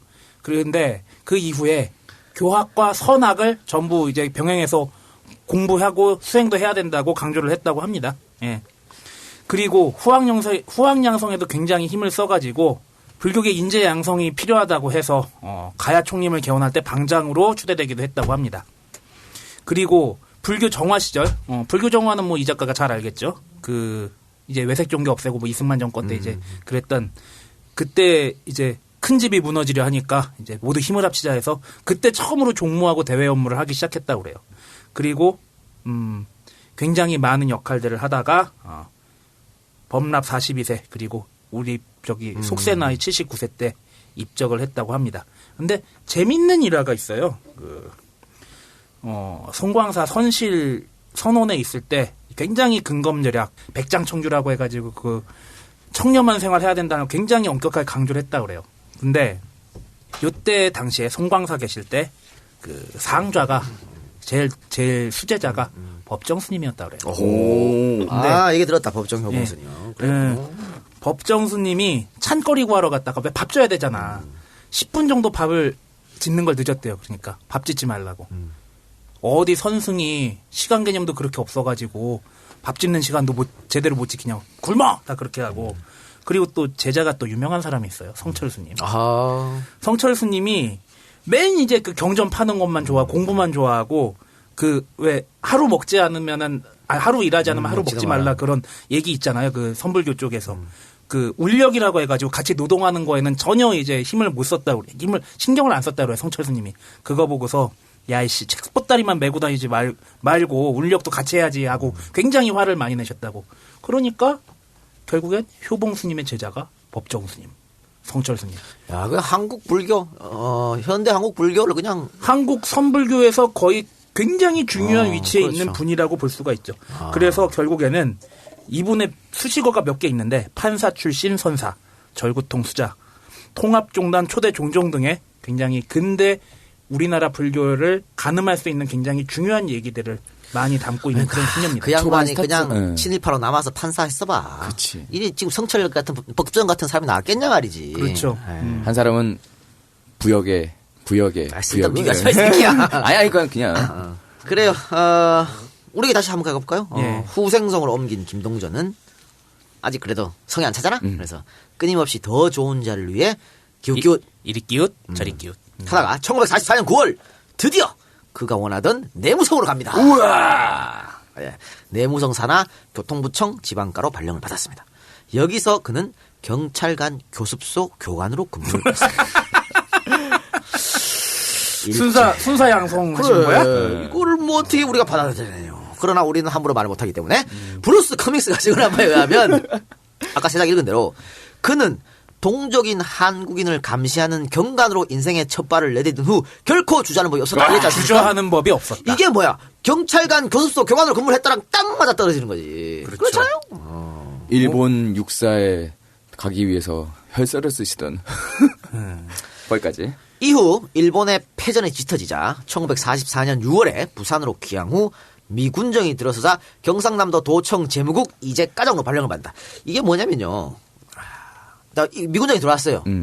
야, 옛날에 일제 식민 시대 하에서 일본 애들 밑에서 공무원 했던 애들. 다 와, 있어. 데려와봐. 써. 이빨 썼어? 니네 다시 그냥 이래? 이렇게 된 거야. 그렇죠. 그렇지. 처음에는 다 어떡하지 하다가, 이래? 알았어. 이렇게 된 거거든. 야, 우리나라. 파라다이스. 그렇게 됐어요. 그렇게 돼서, 경상남도 도청 재무국 이재과장으로 발령을 받는데, 그런데 말이죠. 독립운동가. 김철수가 경상남도 도의사로 들어옵니다. 이렇게 되면 어떻게 했어? 어머 어떻게? 친일파들. 그러니까 일제시대 때 친일 관료를 했던 사람들 나가 이 개새끼들아. 그렇지. 나가 이게 이렇게 되는 거지. 그래서 이들을 몰아내려고 하자 친일 관료 출신들이 여기에 반발해가지고 스스로 다 떠납니다. 공무원 생활 만드는 거지. 안 해. 그리고 그렇게 되는데 김동조 씨는 자신의 저서에서 말이죠. 김철수 지사가 부당하게 인사를 해가지고 그래서 나왔다. 근데 부당하겠지. 가만히 일 잘하고 있는데 나가 이렇게 이렇게 했으니까 부당하게 느껴지겠지. 근데 독립운동가 김철수 지사가 왜 그런 일을 했을까? 아니 친일파한테 나가는 그러니까 그랬습니다. 그래서 나왔어요. 이 맞는 말이야? 뭐가 맞아요? 김동조 씨의 말이 맞는 말이야? 내가 안 하고 자기 주장이 자기 주장이야? 그래서 어쨌든 아니 뭐 김동조 말이 맞는지 뭐 김철수 지사 말이 맞는지 우리는 알 수가 없죠. 근데 어쨌든 팩트는 김동조가 경상남도 이재과장에서 나왔다는 겁니다. 도청에서 나왔다는 거고. 근데 여기서 이제 브루스 커밍스하고 김동조 증언이 엇갈리는 거죠. 오늘은 브루스 커밍스 형이 다 해주네. 네. 브루스 커밍스는 우리도 줬다는 걸 피해야 될 거 아니야. 아니 판사님, 검사님, 저희들 브루스 커밍스가 얘기한 거 가지고 얘기했어요. 이렇게 빠져나갈 구멍이 있어야 될 거 아니야. 나 브루스 커밍스는 뭐라 했냐면요. 김동조가 1945년 이후 미 군정을 위해 한국인들에게 식량과 물품을 배급하는 일을 했다. 이렇게 썼지 않습니까? 미 군정 위에. 근데 김동조는 나는 도청에 출근하지 않은 채 동아대학에서 강의를 하다가 대한식량공사로 자리를 옮겨 한동안 근무했다. 이랬거든. 여기서 이제 엇갈리는 거지. 엇갈리네요. 대한식량공사는 해방이 되면서 조선 생활품 회사로 개청됐다가 1948년 10월에 대한식량공사로 다시 이름을 바꿨는데 정부 수립 이후에도 식량연단, 생필품연단 이런 이름을 썼습니다. 어쨌든 중요한 건 뭐야? 이 관청이 식량과 배급과 관련한 일을 담당했다는 얘기겠죠. 이게 뭐냐면 여기서 엇갈리는구나. 식량과 배급을 관련했다는 것은 똑같아. 브루스 커밍스가 말한 거나 김동자가 말한 건 똑같은 거나. 그런데 브루스 커밍스는 해방 후에 바로 이런 거 했다는 거고 김동자는 아니다. 난 관 나오고 나서 안 하다가 나중에 했다. 이렇게 다 말이 달라지는 거죠. 이게 왜 중요하냐면 브루스 커밍스는 김동자는 일제시대에는 일제에 부역했고 미군정 시대에는 미군정에 부역하는 기회주의자였다. 이걸 주장하고 싶은 거고. 브루스 커밍스 얘기입니다. 김동조는 아니다. 나는 미군정 시대 그거 안 했고 한국 정부가 수립된 후에 맡았다. 달라지죠. 어디로 하는가 완전 달라져요. 그래서 이렇게 주장이 엇갈립니다. 그리고 그 여부에 따라서 친일파냐 여부도 달라질 가능성도 조금 있죠. 있겠네요. 있죠. 네. 그렇기 브루스 때문에 커밍스 형은 이렇게 얘기했다. 말이 다르다는 거죠. 우리가 누구 말을 말하는지는 모르겠습니다. 여러분들이 알아서 파악을 하시기 바랍니다. 브루스 커밍스 주장대로 해방 전후 계속해서 해방 전후를 중심으로 해서 계속해서 일제 혹은 미군정의 추선을 다 했는지 아니면 김동조 말대로 그렇지 않았는지 그건 우리가 모를 일이다라고 하는 겁니다. 하여튼 이 작가의 평으로는 브루스 커밍스는 이 작가보다 현대사에 대해서 더 많이 알아. 자, 이외에 허정의 추천으로 라인을 또 잡습니다. 장기영을 만나서 최신부 장관 비서실장을 역임을 합니다. 야, 그럼 허정은 김동조를 왜 도와줘? 허정이 누구냐? 우리 많이 들으면 허정 과도내각. 네. 그 허정입니다. 허정의 예전 지역구가 부산이었습니다. 이때 김동조의 모친 어머니가 허정의 선거운동을 도와준 적이 있었습니다. 이것 때문에 허정이 장기영한테 어이 기영 여기 괜찮은 애 있어 들여다 써봐 이렇게 얘기를 한 거죠. 그래서 장기영이 최신부 장관하고 있었을 때고 김동조가 비서실장으로 들어간다. 우리가 옛날 전부터 계속 장기영 특집하자 그랬는데 장기영도 재밌어요. 왜냐하면 장기영을 얘기하면 말이죠. 장강재 뭐 이런 거 한국일보가 나와요. 그렇죠. 한국일보가 나 근데 그쪽을 하려면요. 우리 또 연예계다 하고 나올 수밖에 없기 때문에 재밌다라고 하는 겁니다. 최신부에서 2년 동안 근무를 하고요. 1951년에 이 변형태가 외무부 장관으로 임명된 후에 장기영이 변형태한테 김동조를 추천을 합니다. 추천의 연속이구만. 우리가 남이가. 외무부로 옮겨서 정무국장을 지냅니다. 자, 당시 외교부 3인방은요. 정무국의 김동조 국장, 통상국의 최규하 국장, 정보국의 유태하 국장으로 구성되었습니다. 한 번씩 다 언급됐던 사람이네. 우리 방송에 다 언급됐던 분이고 라인이 화려합니다. 그렇죠. 이후에 외무 차관을 역임을 하는데요. 외무부 차관 시절에 창랑호 납북 사건이랍니다. 이게 뭐냐면요. 칼의 전신이었던 대한국민항공사의 여객기 이 창랑호가 있었습니다. 이게 비행기 이름이죠. 더글라스 DC-3기종이라고 합니다. 1958년 2월 16일 한국인 23명, 미국인 2명, 독일인 2명, 납치범 7명이 총 34명이 타고 가다가 경기도 평택 상공에서 이 북한의 공작원에 의해서 납치된 사건입니다. 사건이 일어나니까 처음에 북한은 대한국민항공사가 의거월북했다. 그때도 그 양반이 있었어? 이렇게 구라로 발표를 해요. 근데 국제사회의 압박이 있으니까 북한은 조선민주주의 인민공화국 적십자위원장 앞으로 인수증을 써주면 데려가도 된다고 승인합니다. 근데 한국은 이거를 거절을 합니다. 거절한 이유는요. 이때는 뭐야? 조선민주주의 인민공화국 국가가 아닌 괴뢰로 갔잖아. 근데 여기다 써주면 어떻게 돼? 국가를 인정하는 거 아니야. 그래서 쓸 수 없다. 이렇게 되니까는 아니 미국인 2명 있어요 안에. 미국은요 자기네 국민 이렇게 된 건 절대 못 참습니다. 그래서 미 대사관 윌 참사관이 김동조에게 전화를 겁니다. What the hell? Nation's name. It doesn't matter. 국호 어떻게 쓰건 김일성이 뭐 president or not. It doesn't matter. 중요하지 않나. 우리에게 중요한 것은 북한에 끌려간 my people 돌려보내는 것이야. Why? 니네들은 북한 애들 어떻게 부르는지 가지고 자꾸 고집을 부려 씨발. 그렇다면 니네 get out 꺼져 씨발 것들아. 한국 사람 빼고 나머지는 전부 인수증 쓰고 전부 데리고 올 거야. 그러니까 이게 진짜 대한민국 병신 같은 병신 같은 대한민국. 이게 뭐냐면요.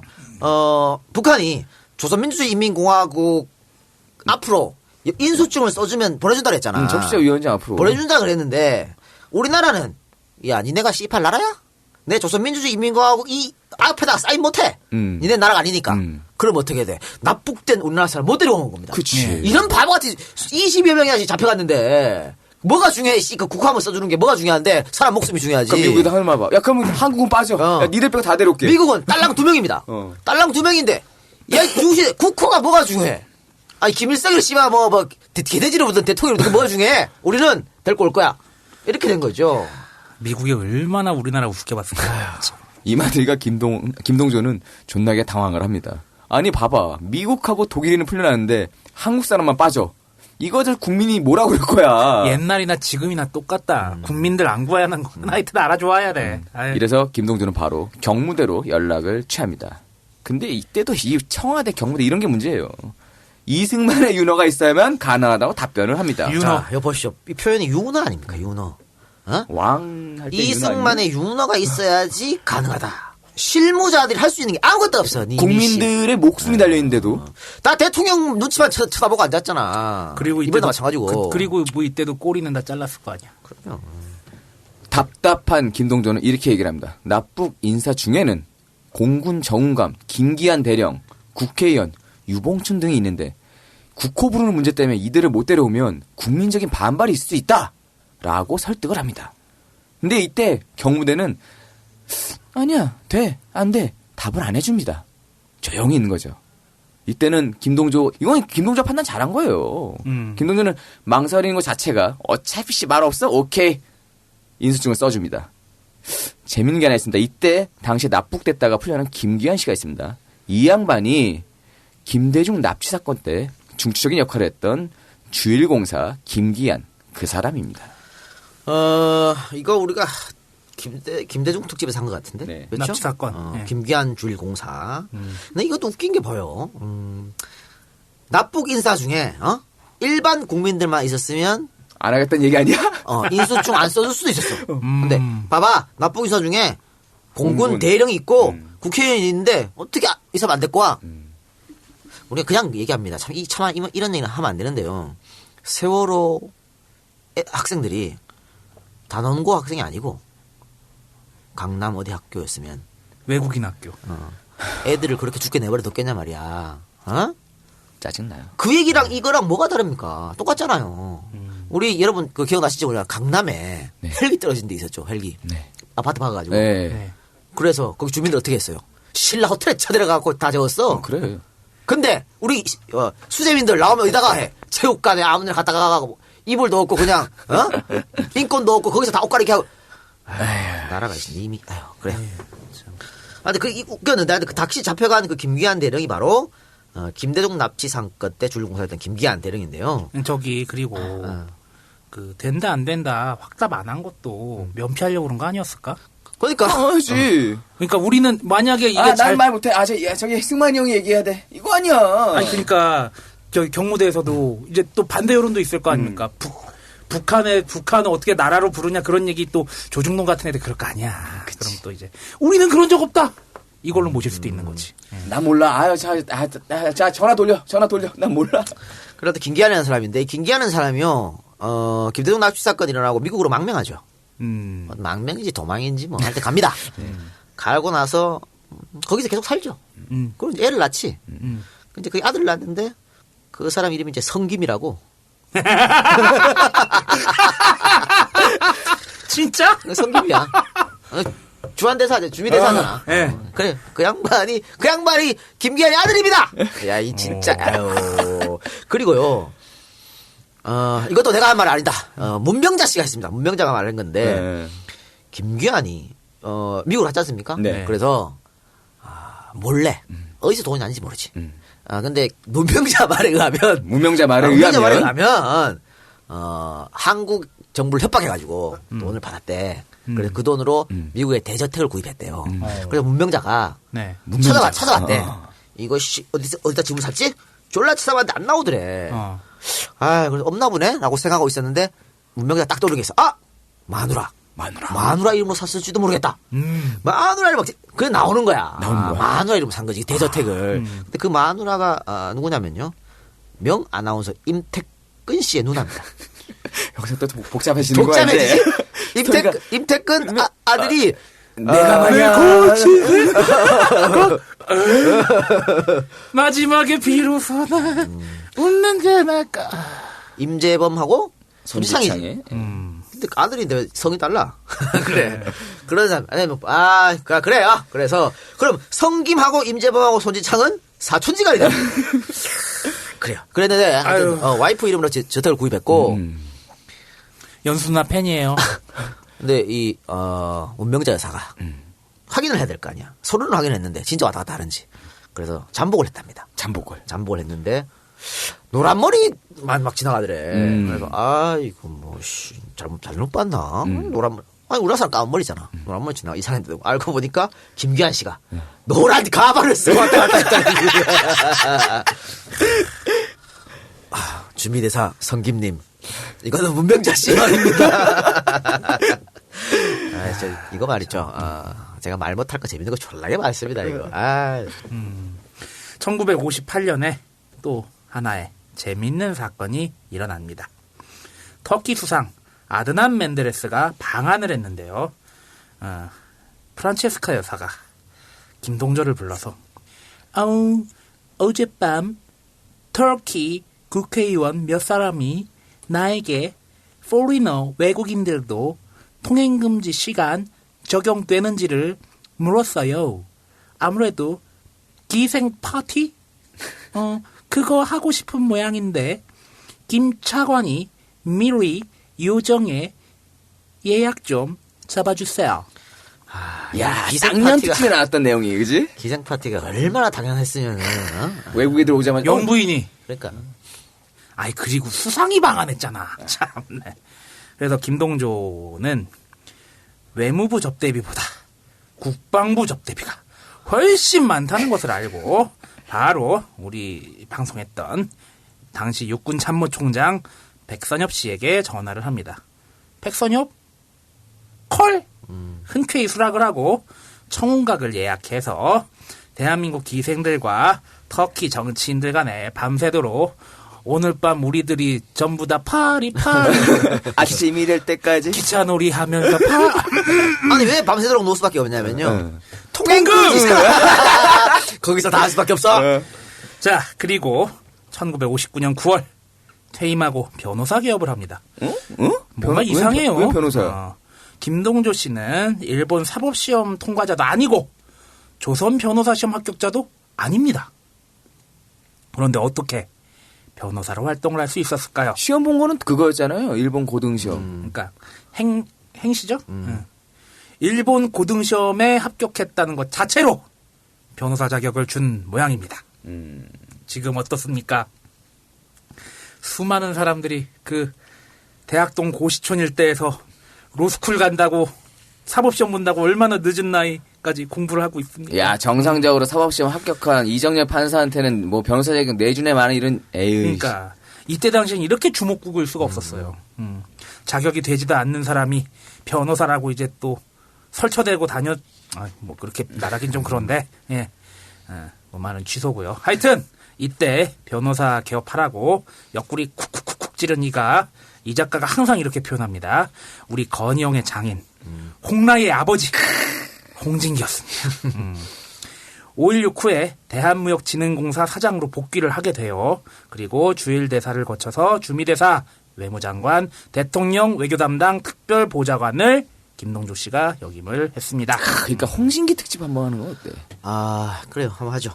근데 이 주일대사 이건 말입니다. 다른 데보다 주일대사면 요직이거든. 다들 그렇죠. 주일대사 가고 싶어해. 그렇죠. 뭐 아프리카나 이런 데보다 남미 이런 데보다 얼마나 좋아. 가깝잖아. 가깝고 선진국이고. 근데 주일대사보다 더 외교관의 꿈 주미대사 아닙니까? 그렇죠. 이거를 다 거쳤단 말이야, 이 양반은. 그러다가 외교부 차관, 결국 외교 장관까지 하고 외교 담당 특별보좌관까지. 외교 라인으로서 오를 수 있는 건 다 했다. 이렇게 볼 수 있겠죠. 자, 그 뒷이야기는 잠깐 쉬었다 갑시다.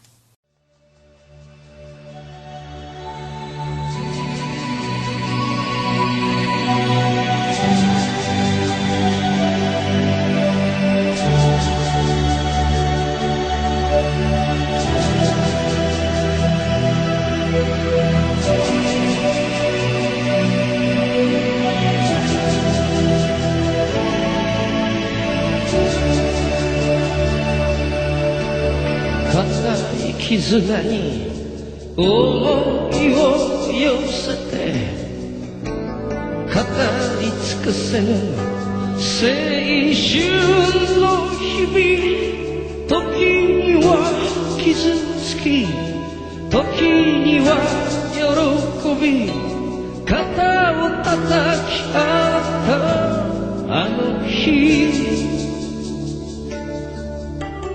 あれからどれくらい経ったのだろう沈む夕日をいくつ数えたのもふるさとの友は今でも君の心の中にいますか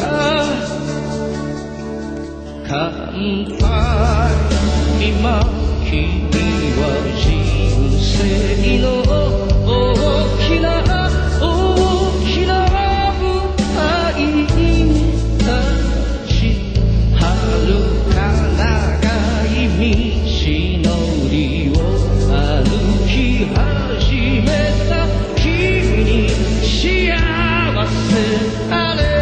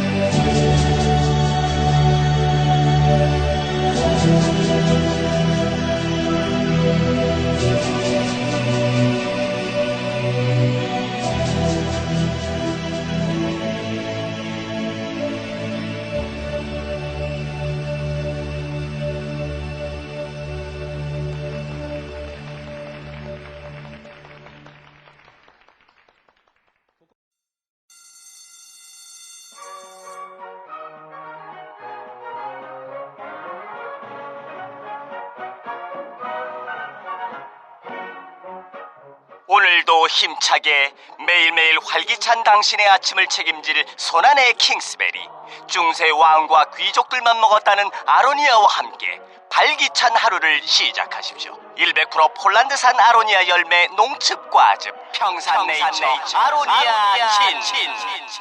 가사노동과 학업, 직장 스트레스로 지친 가족을 위한 최고의 선물. 한국에서 구라파의 맛과 향을 덤으로 느낄 수 있습니다. 우리 가족의 건강은 아로니아가 챙겨줘요. 100% 폴란드산 아로니아 열매 농축과즙 평산네이처 아로니아 친. 1966년에 공식적으로 처음으로 주일대사에 임명이 됩니다. 처음이야 이때가? 네, 그렇죠. 그전에는 우리하고 일본이 수교를 맺지 않고 있었기 때문에 대사라는 직함을 붙일 수가 없었죠. 김동조가 한일협정 마지막 회의에 참석하고 협정문 사인에도 김동조 이름이 들어가 있습니다. 참 잘한 일이다. 네, 진짜. 네. 이후에 정식으로 대사로 임명이 되고 황금마차 마차 타고 일본 황제를 만나게 됩니다. 아련이란 표현은 쓰지 않겠습니다. 아니, 김동조가 스스로 말했다 아련이라고 그랬다니까. 야, 황제를 만나는 건 아련이지. 일본 황제를 아련했다고 그랬어요? 그렇게 썼다니까, 자서전에. 그럼 내가 미쳤냐고 아련이라고 쓰겠냐? 다 이유가 있으니까 아련이라고 썼지. 일왕을 만난 것도 아니고, 나 읽고도 움찔했는데 말이야. 아련이라고 썼어, 김동조 씨. 김동조가 주일대사로 임명되자, 일본 측에서 아카사카 요정에서 환영 파리, 참 파리 좋아해. 그 요정에서 파리하는 거 이거 일본, 참. 그러니까 일본 문화가 다 그래도. 네. 요때 재밌는 이야기가 또 있어요. 소위 말하는 이 새끼 이야기입니다. 뭐야, 여기 나와? 왜 이래? 이 작가 이 새끼야. 그때 그 이 새끼가 아닙니다. 김동조는 주일대사로 임명되고 주한대사에 임명 예정이 되었던 사람 이름이 이 새끼였습니다. 그러나 이 사실이 알려지자 미리 이제 한국에 알려지게 되겠죠. 이 새끼의 아버지가 식민지 시대 때 대전시장을 역임했던 것이 드러났습니다. 오호. 어떻겠어? 우리나라 사람들은 강력하게 반발했겠죠. 왜냐? 식민 통치에 앞장섰던 자의 아들이 주한대사로 오는 것은 우리나라 사람들에 대한 모독이다라고 생각을 했던 거죠. 그래서 이 새끼 임명이 취소됩니다. 제가 말하면서 웃긴데. 아카사카 환영 파티에서 아니 이 새끼 같은 이 훌륭한 사람이 왜 주한대사에 임명이 안 되는 겁니까 이게? 이 새끼상 같은 유능한 인재가 주한대사에 임명이 되지 못하니 참으로 유감입니다. 한국 언론에서 이 새끼상의 이름이 나쁘다고 욕했다던데 그 이유가 무엇이므니까? 물어봤더니 한국에서 이 새끼라는 말은 코노야로와 같은 뜻입니다. 라고 얘기를 했다고 그래요. 네. 코노야로 이런 게 있거든. 이게 일본은 욕이 없어요. 끼케야 이거야 코노야로. 뭐 치키쇼 이 정도. 마가야로. 그 야로. 그게 녀석이라는 뜻이거든. 뭐 빠가로는 바보 새끼 정도지. 코노야로 이 새끼야. 그러니까 코노가 이를 뜻하거든. 고래와 소래와 도래와. 그래. 고소하도. 그거야. 그래서 그러니까 코노 야로 이 새끼 이렇게 한다. 그러니까 일본은 욕이 없는데 이게 욕이기 때문에 이 얘기 한 거야. 이 새끼라는 말이 한국에서 코노야로다. 이러니까 그냥 빵 터진 거죠. 그래? 하고 지들끼리 좋아서 쳐웃었다고 이 작가가 썼습니다. 그렇기 때문에 우리는 욕을 사랑해야 됩니다. 이렇게 대한민국처럼 그렇지. 이렇게 한국 언어처럼 욕이 정말 무궁무진하고 단련전 걸 찾아가지고 네, 참 푸짐하죠 여기 아주. 외무부 업무 중에 요직이라고 하는 일본 대사를 거쳐서 외무부 외교직 공무원이라면 누구나 선망의 대상으로 바라보고 어쨌든 무슨 수를 써서라도 가고 싶어하는 미 대사관으로 발령이 나게 됩니다. 야, 원한 거 이뤘네요. 이 미 대사관 시절에 참 이런저런 일들이 많이 일어났어요. 김동조 씨가 미 대사로 있을 때 박정희 특집에서 언급한 박정희 목 따러 왔수다. 1.2.1 사태가 일어났고요.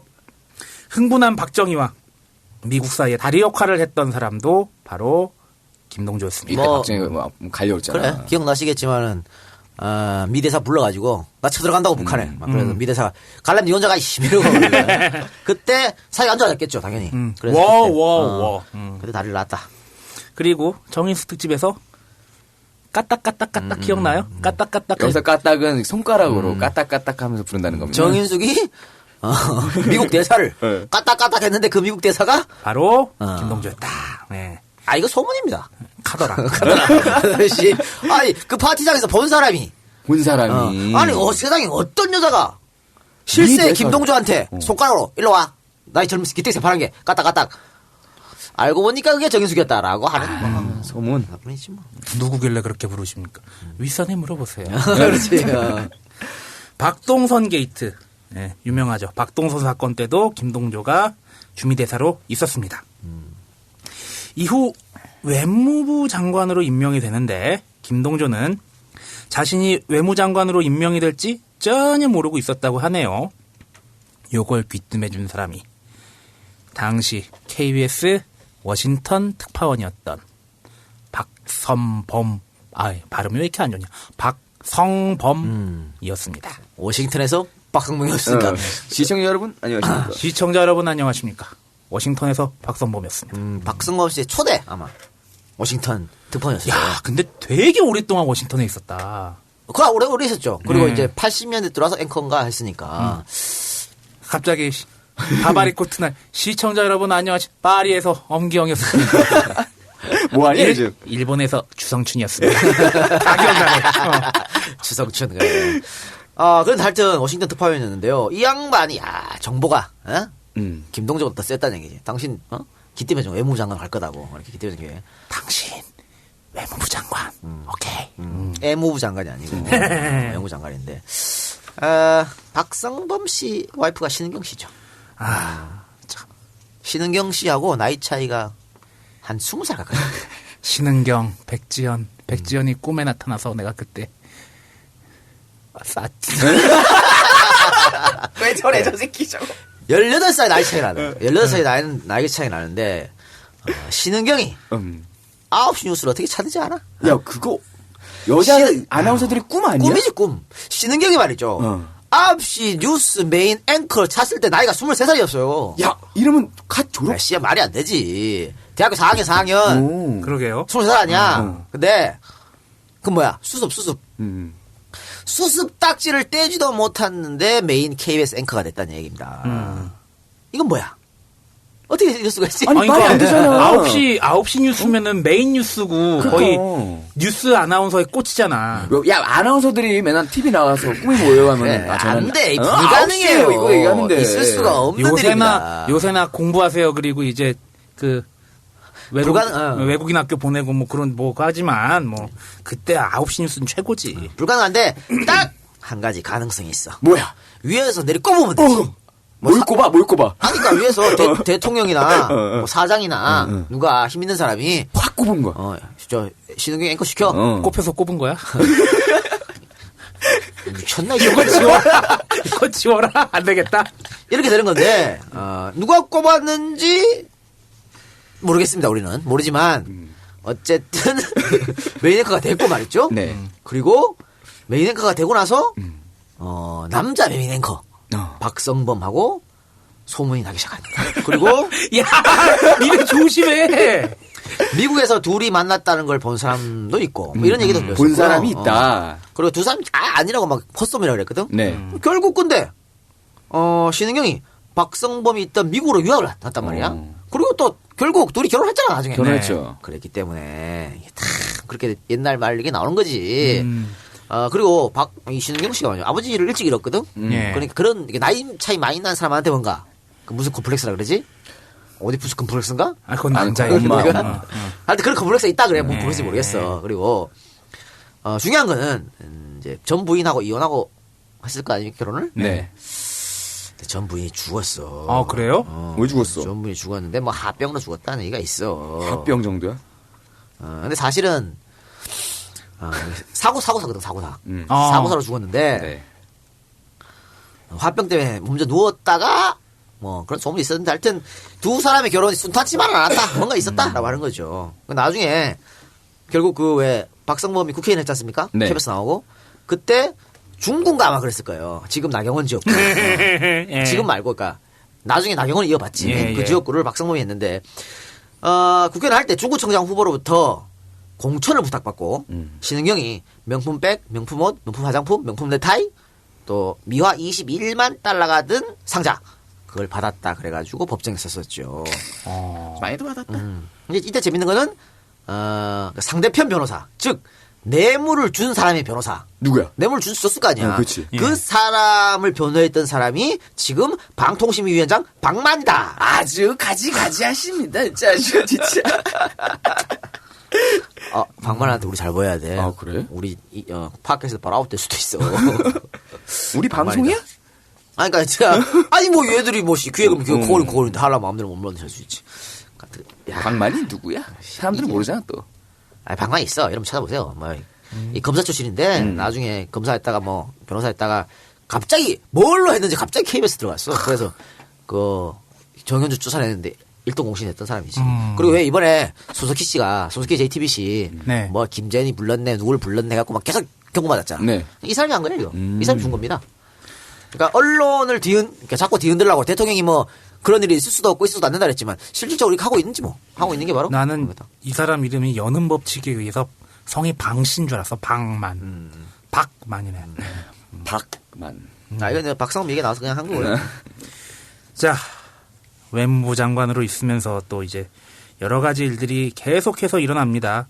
미대사 때는 앞에서 얘기했던 뭐 121 사태, 뭐 손가락 까딱 사건, 뭐 기타 등등 있었는데 외무부 장관 있을 땐요. 김대중 납치 사건, 영부인 유경수 여사 암살 사건 등등이 일어났고요. 이를 수습을 했습니다. 그리고 2004년 향년 87세로 사망하게 됩니다. 여기서 끝내고 싶지만 저는 끝내고 싶었지만 막내딸 얘기 한번 해보죠. 막내딸 얘기를 하기 전에 약간 일가의 혼맥 김동조 일가 혼맥에 대해서 좀 얘기를 할 필요가 있지 않나 그런 생각이 듭니다. 아까 이 작가가 얘기한 대로 내가 3대 혼맥 중에 하나입니다. 자, 이게 내용이 너무 많으니까 여러분 딱 두 사람만 기억해 주시면 감사하겠습니다. 자, 셋째 다 김영자 그리고 셋째 사위 허광수. 일단 머릿속 넣으시고 여기 다 오디오니까 여러분들이 헷갈릴까봐 옆에 적어놓으세요. 자, 아까 뭐 우리 방송에 얘기한 대로 부인 송도만 씨 사이에서 2남 4녀를 뒀습니다. 뭐 장남은 그냥 뭐 그럭저럭 했어요. 그리고 뭐 차남은 이게 학자예요. 교수 뭐 이런 거 같고. 그래. 장녀 김영애 씨가 있습니다. 이 사람은 저희 모건 스탠리 그쪽입니다. 차녀 그냥 조용해. 그냥 뭐 근데 시집을 잘 갔지. 초대 해군 참모총장과 국방부 장관이 지냈던 손원일의 장남과 결혼을 합니다. 손원일 여러분 기억나시지 모르겠어요. 손원일 원숙 특집에 나왔어요. 네. 찾아보시면 돼요. 자, 손을 붙인 듯 목사고요. 선정도 아니야. 그렇죠. 나 이름 얘기 안 하려고 그랬단 말이야. 참 진짜. 자, 손명한 결혼했다고 그랬는데 요 딸이 나와. 딸이 손정인데 얘가 누구랑 결혼했냐? 홍정욱이랑 결혼합니다. 자, 이거 복잡해져요. 이때부터 여러분들 잘 보셔야 됩니다. 셋째 딸 김영자. 오히려 김영명은 되게 단순한 거야. 자, 김영명 좋아. 정몽주랑 결혼했어. 여기까지 진짜 접어놓고 아까 셋째 딸 보자였지. 김영자 허씨 집안에 시집을 갑니다. LG그룹. 그러면 셋째 딸은 LG 쪽. LG로 갔습니다. 넷째 딸은 현대가. 네. 그리고 군부에도 하나 결혼을 했고. 네. 자, 이제 지금 셋째 딸 김영자 갔죠? 사위가 누구야? 허씨 아니야. 허광수. 자, 이 둘 사이에 딸이 나와요. 허유정이 나오는데 이 사람 남편이 방씨입니다. 방상훈의 아들 방준호입니다. 조선일보하고도 연결이 되네. 자, 조선일보 들어갔죠? 자, 허광수의 큰형도 있고요. 그다음에 허광수의 누나가 있어요. 계속 허광수 얘기만 한다. 자, 허광수 누나가 벽상그룹 회장 김희철의 부인입니다. 허영자. 자, 그리고 이게 복잡해. 자, 김희철의 동생이 바로 동양물산기업 대표이사 김용입니다. 김용의 부인은 박설자고 박설자의 아버지는 박상입니다. 그렇게 가는 거예요. 이런 거 보면요. 그냥 진짜 소위 파워 엘리트 그러거든. 지들끼리 다 해쳐먹는 거지 뭐. 봐봐. 그러니까 이게 핵심이 그거야. 셋째 딸 얘기했지. 셋째 딸 남편이 허씨지. 허씨의 딸이 조선일보로 갔고 허광수의 작은 엄마의 동생의 뭐 조카 딸이 중앙일보로 갔고요. 허광수의 작은 어머니의 동생의 뭐 조카 딸이 동아일보로 갔습니다. 이렇게 해서 복잡해지는 거예요. 아니 이게 그럴 수밖에 없겠다. 뭐 다 이렇게 끼리끼리 다 이제 뭐 언론, 군부, 재계, 정계 다 연결될 수밖에 없을 것 같아요. 오히려 제가 있잖아요. 김영명은 단순한 거라고. 음. 그냥 단순한 거예요, 그냥. 아니 뭐 그래 김영명의 그래 김영명은 이제 뭐 정몽준하고 결혼했는데 아니 그렇게 따지면 뭐 정몽준 일가를 또 파보면 또 엄청나니까 그래 뭐 그 정도가 하고요. 김동준은 그렇게 자식들 시집장가 잘 보냈네요. 잘 보냈고 김영명 얘기가 나왔으니까 좀 하면요. 김영명은 말이지 혹시 남편이 다시 대권에 도전하면 어떻게 하겠습니까? 라는 기자의 질문에 이렇게 대답합니다. 하나님과 국민이 허락해 주신다면 해야겠죠. 우리 뜻대로 되는 것은 아니지 않습니까? 이렇게 대답했는데요. 글쎄 뭐 하나님의 허락이라는 것은 그냥 자기들의 의지겠지요. 그러니까 이 사람들이 말하는 하나님은 참 편해. 제가 그 예전에 그 들리는 소문에 의하면 그런 얘기 했잖아요. 그 헌금을 던져서 땅에서 안 떨어지면 하나님 돈, 땅에 떨어지면 내 돈 그 얘기 있잖아요. 그렇게 됐고 함부로 하나님 팔고 그러지 마세요. 또 남편에게 이런 말도 했습니다. 남편이랑 5살 차이 나잖아요. 5살 차이가 나서 처음엔 대하기가 꽤 어려웠어요. 5살 차이가 무슨 차이야. 씨 여기 우린 10살도 있구만. 네. 남편은 말수가 적었고 특히 여성들과는 많은 이야기를 하지 않았습니다. 그러나 세심하고 자상한 모습에 끌렸던 것 같겠지. 남편은 겉으로 보기에 무뚝뚝해 보이지만 마음이 착한 사람입니다.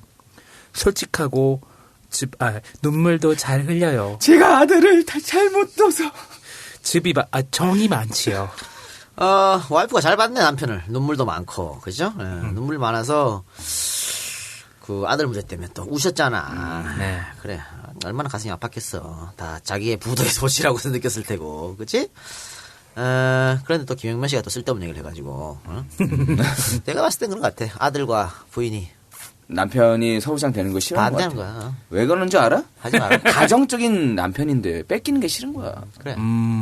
집에서 정말 자상해. 아마 내가 볼 땐 그 후보의 눈물은 아버지 아들하고 며느리가 졸라 안 도와줘요. 그거 아니었어. 손주하고 며느리가 졸라 안 도와줘. 여기 잘라라. 그리고 남편 뭐 김영명 씨 이야기했으니까 김동조의 사위 대해서 얘기합시다. 정몽준. 예? 정몽준 특집이야? 아니야. 그거 나오니까. 우리 방송에서 안 그랬어. 딱 같이 시계에서 나왔지. 네. 김동조 사위 얘기할 만하잖아. 본 방송은 김동조 특집입니다. 그렇지. 그렇지.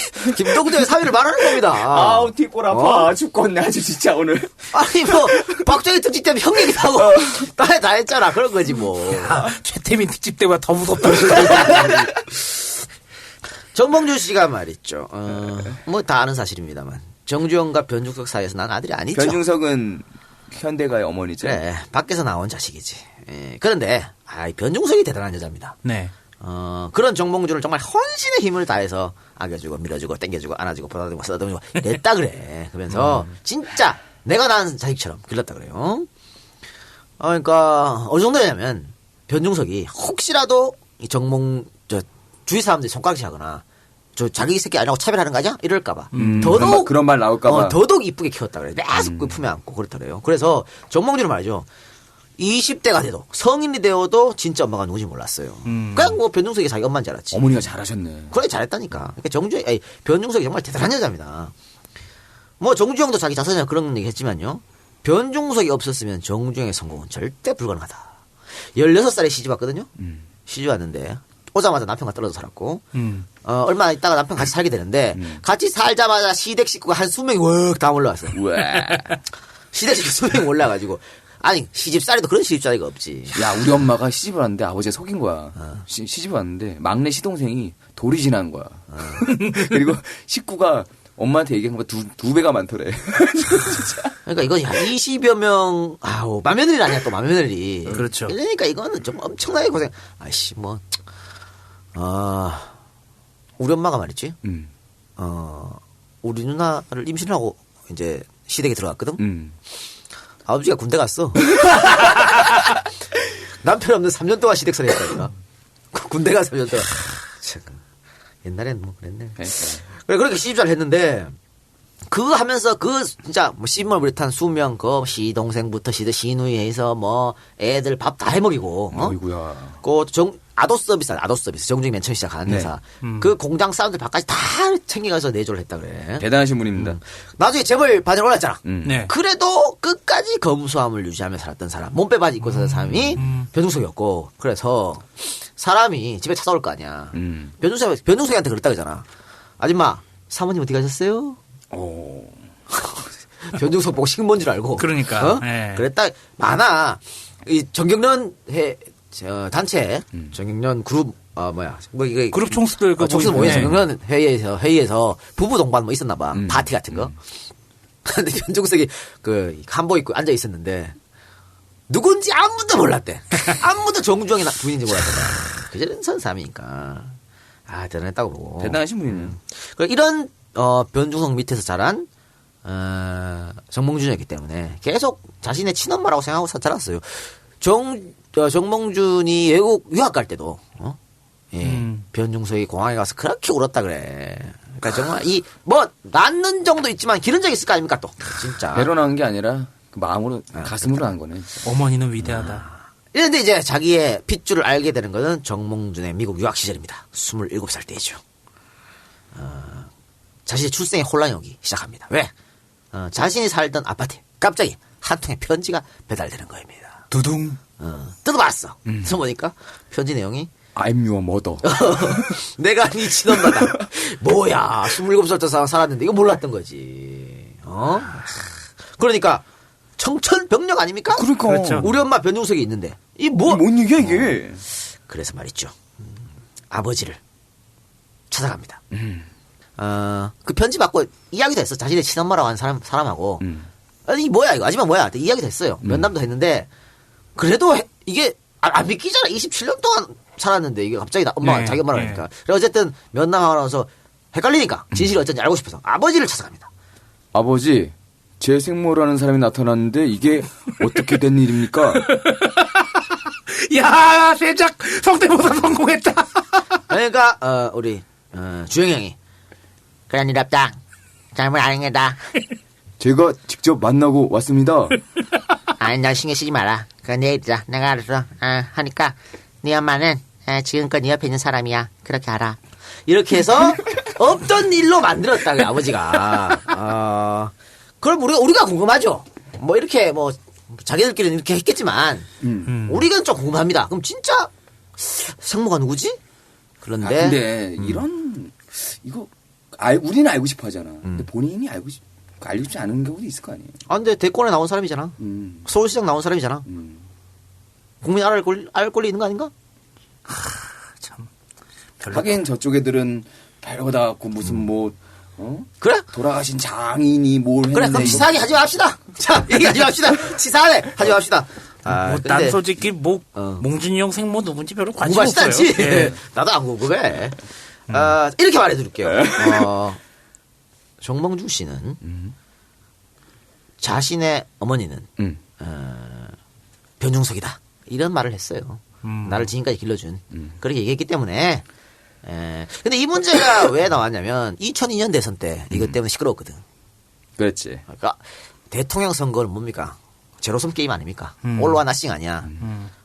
이기면 100을 다 가져가고 지면은 한 개도 못 가져가. 그렇기 때문에 어떻게든 상대방 후보를 긁어내리려 별걸 다 갖고 옵니다. 그렇죠. 그래서 아마 이걸 갖고 왔고 이걸로 오히려 예방주사를 맞았지. 2002년에. 예방주사를 맞았기 때문에 이제는 이걸 안 갖고 온다고. 만약에 박원순이 갖고 왔다 그래봐.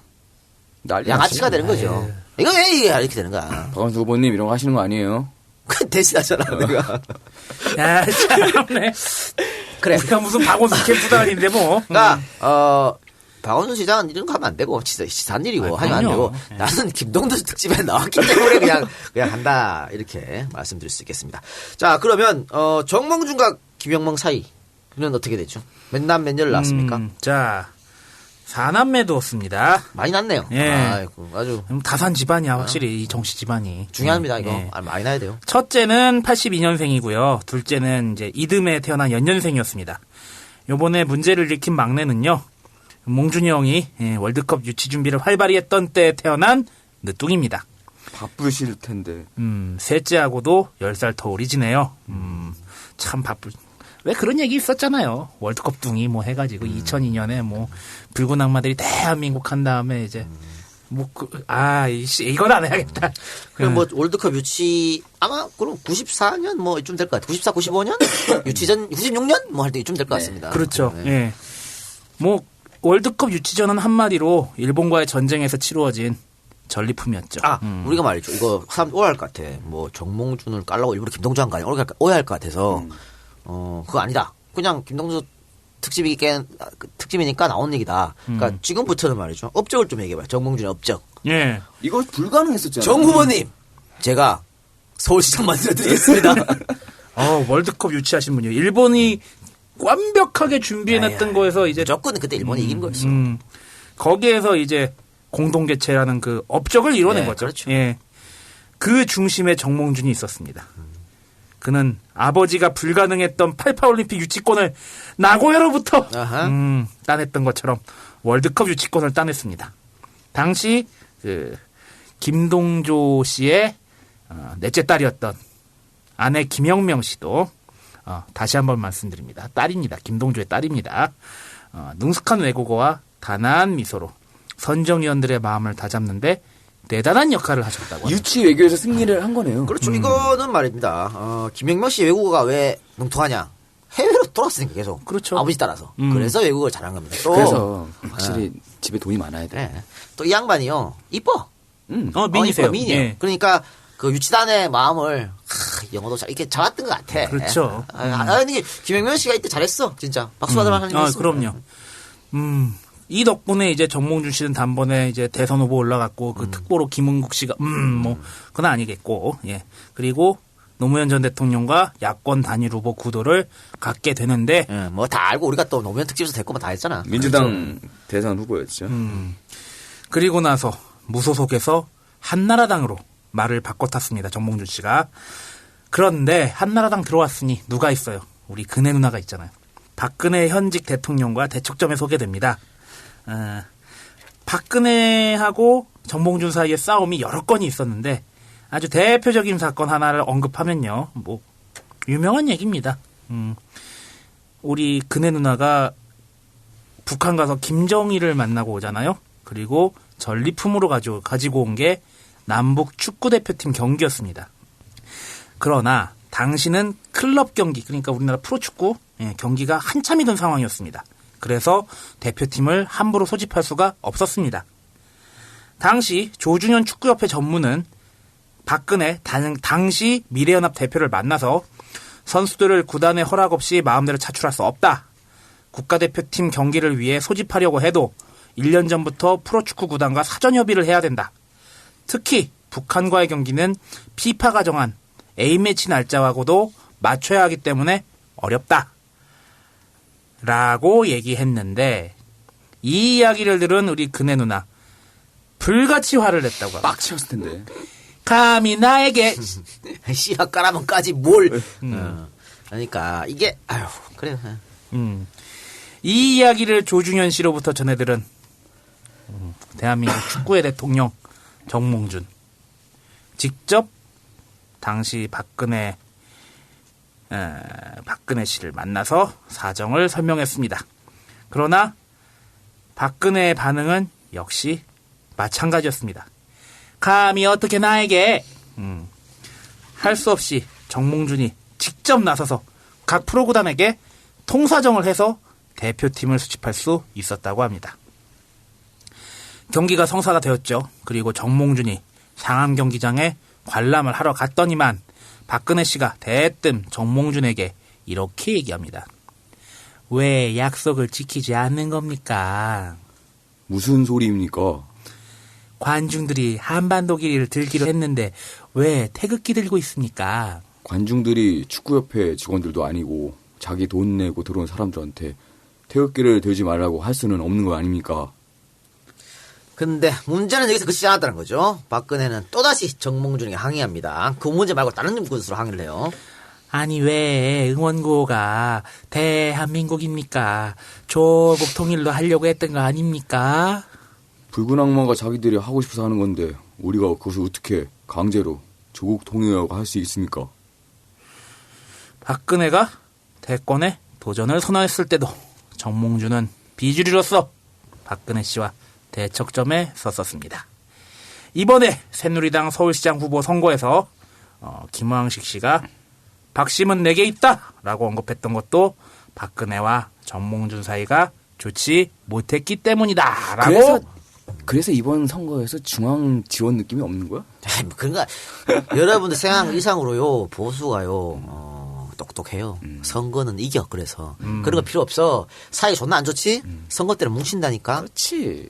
근데 우리는 그게 안 돼서 그렇지만. 네. 그러니까 지금 뭐 박근혜랑 사이가 안 좋아서 선거 때는 뭉치게 돼 있어. 그러니까 살고 봐야지. 우리는 이런 점을 좀 배워야 된다니까. 살아야지 뜯어먹을 것도 먹지.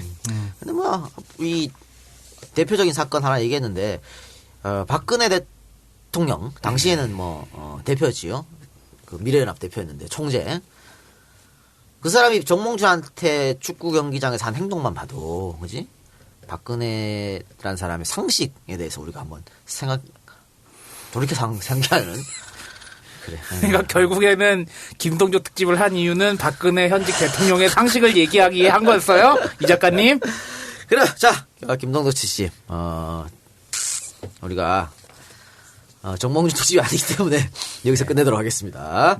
어떻습니까? 김동조에 대해서 한번 살펴봤는데. 아니, 저는 참 이게 일단은 소위 말하는 그 아까 파워 엘리트 뭐 그런 얘기 했는데 여기서도 또 드러나는 게 권력과 재력을 가진 사람들이 끼리끼리 이렇게 뭉치는 이런 구도들 참 그들이 그런 거를 한다면은 노블리스 오블리제를 가져야 되는데 과연 그들은 그런 걸 가지고 있는지 한번 생각해 볼 필요도 있고요. 이 방송을 하면서 내내 생각났던 게 또 무현이 형이야. 저희 장인은 좌익 활동을 했습니다. 그래서 제가 제 사랑하는 아내를 버려야 합니까? 그럼 어떻게 해야 돼? 저희 장인은 친일파였습니다. 그럼 제가 사랑을 버려야 합니까? 모르지, 그거 될지도. 이삭입니다.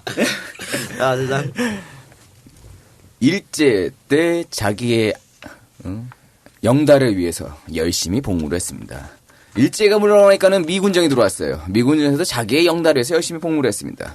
그리고 그랬던 모든 사람들이 지금의 대한민국의 핵심 기득권을 유지를 하고 있습니다. 그리고 우리는 그 사람들이 만드는 밑에서 살고 있습니다. 영화 데몰리션맨이라는 예전에 오락 영화가 있습니다.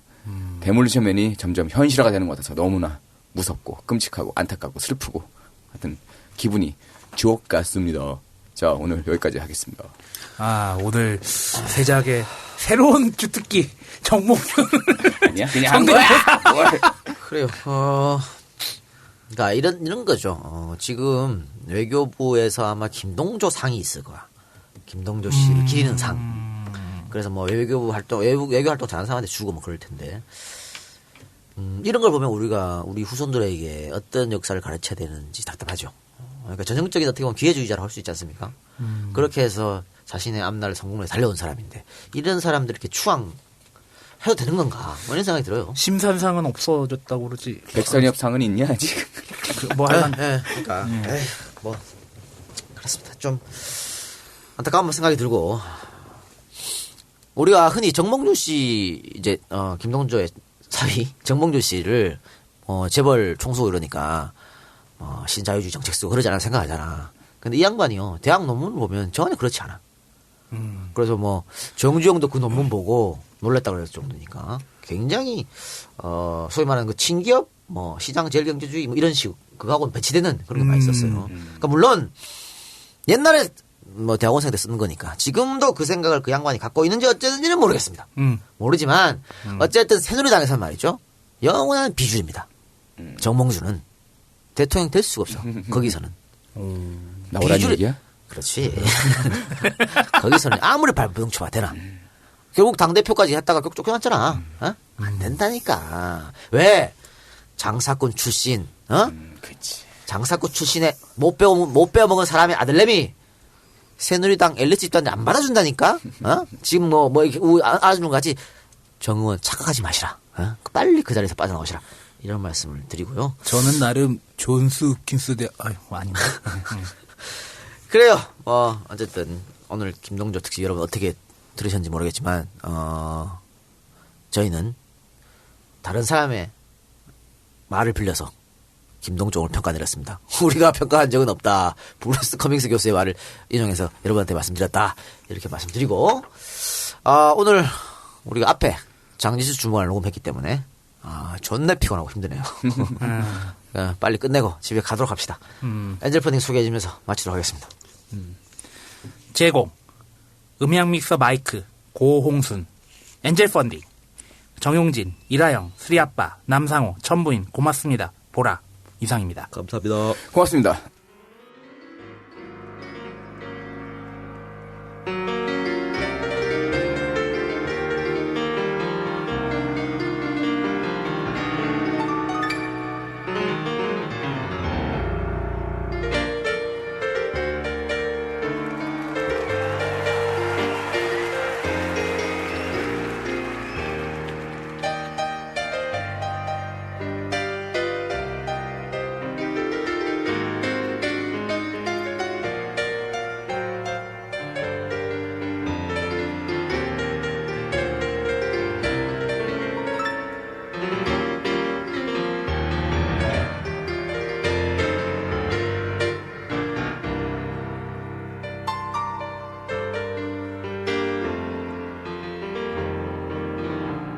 Some folks like to get away. They take a holiday from the neighborhood. Have a flight to Miami Beach or to Hollywood. I'm taking a Greyhound on the Hudson River line. I'm in a New York state of mind.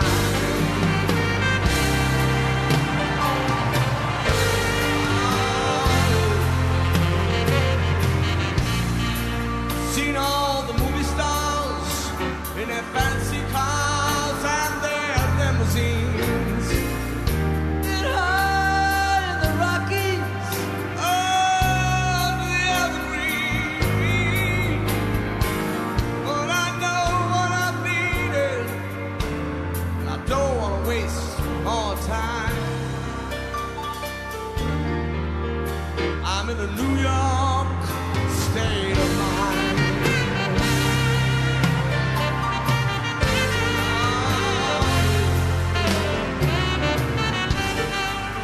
It was so easy living day by day, out of touch with rhythm blues. But now I need a little give and take. The New York Times, Daily News. Whoa.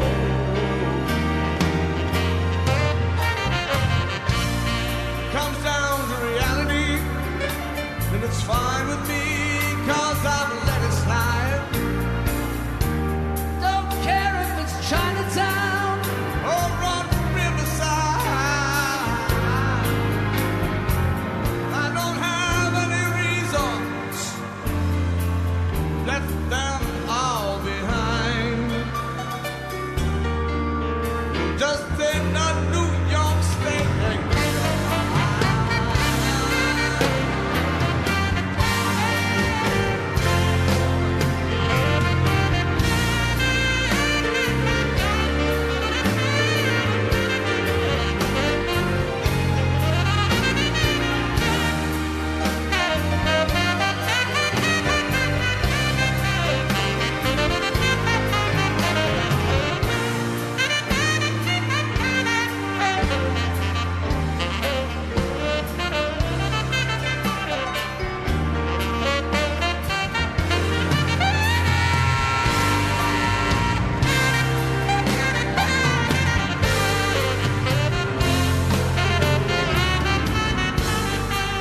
It was so easy living day by day,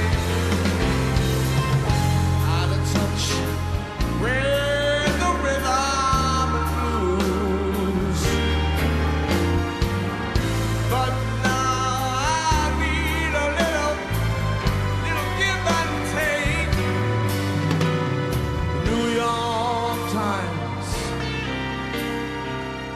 daily news.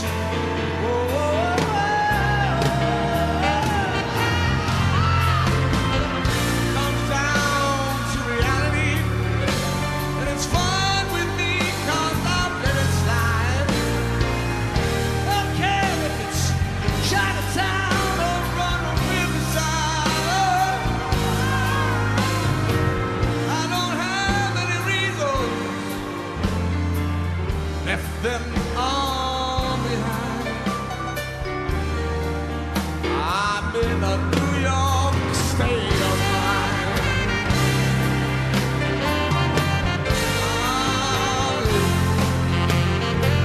I'm just taking a Greyhound on the Hudson River line.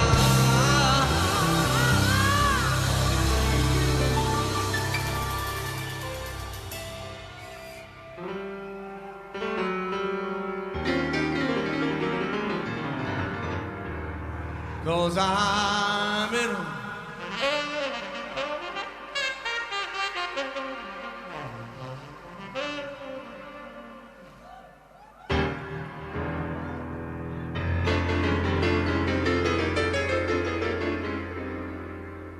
I'm in a New York.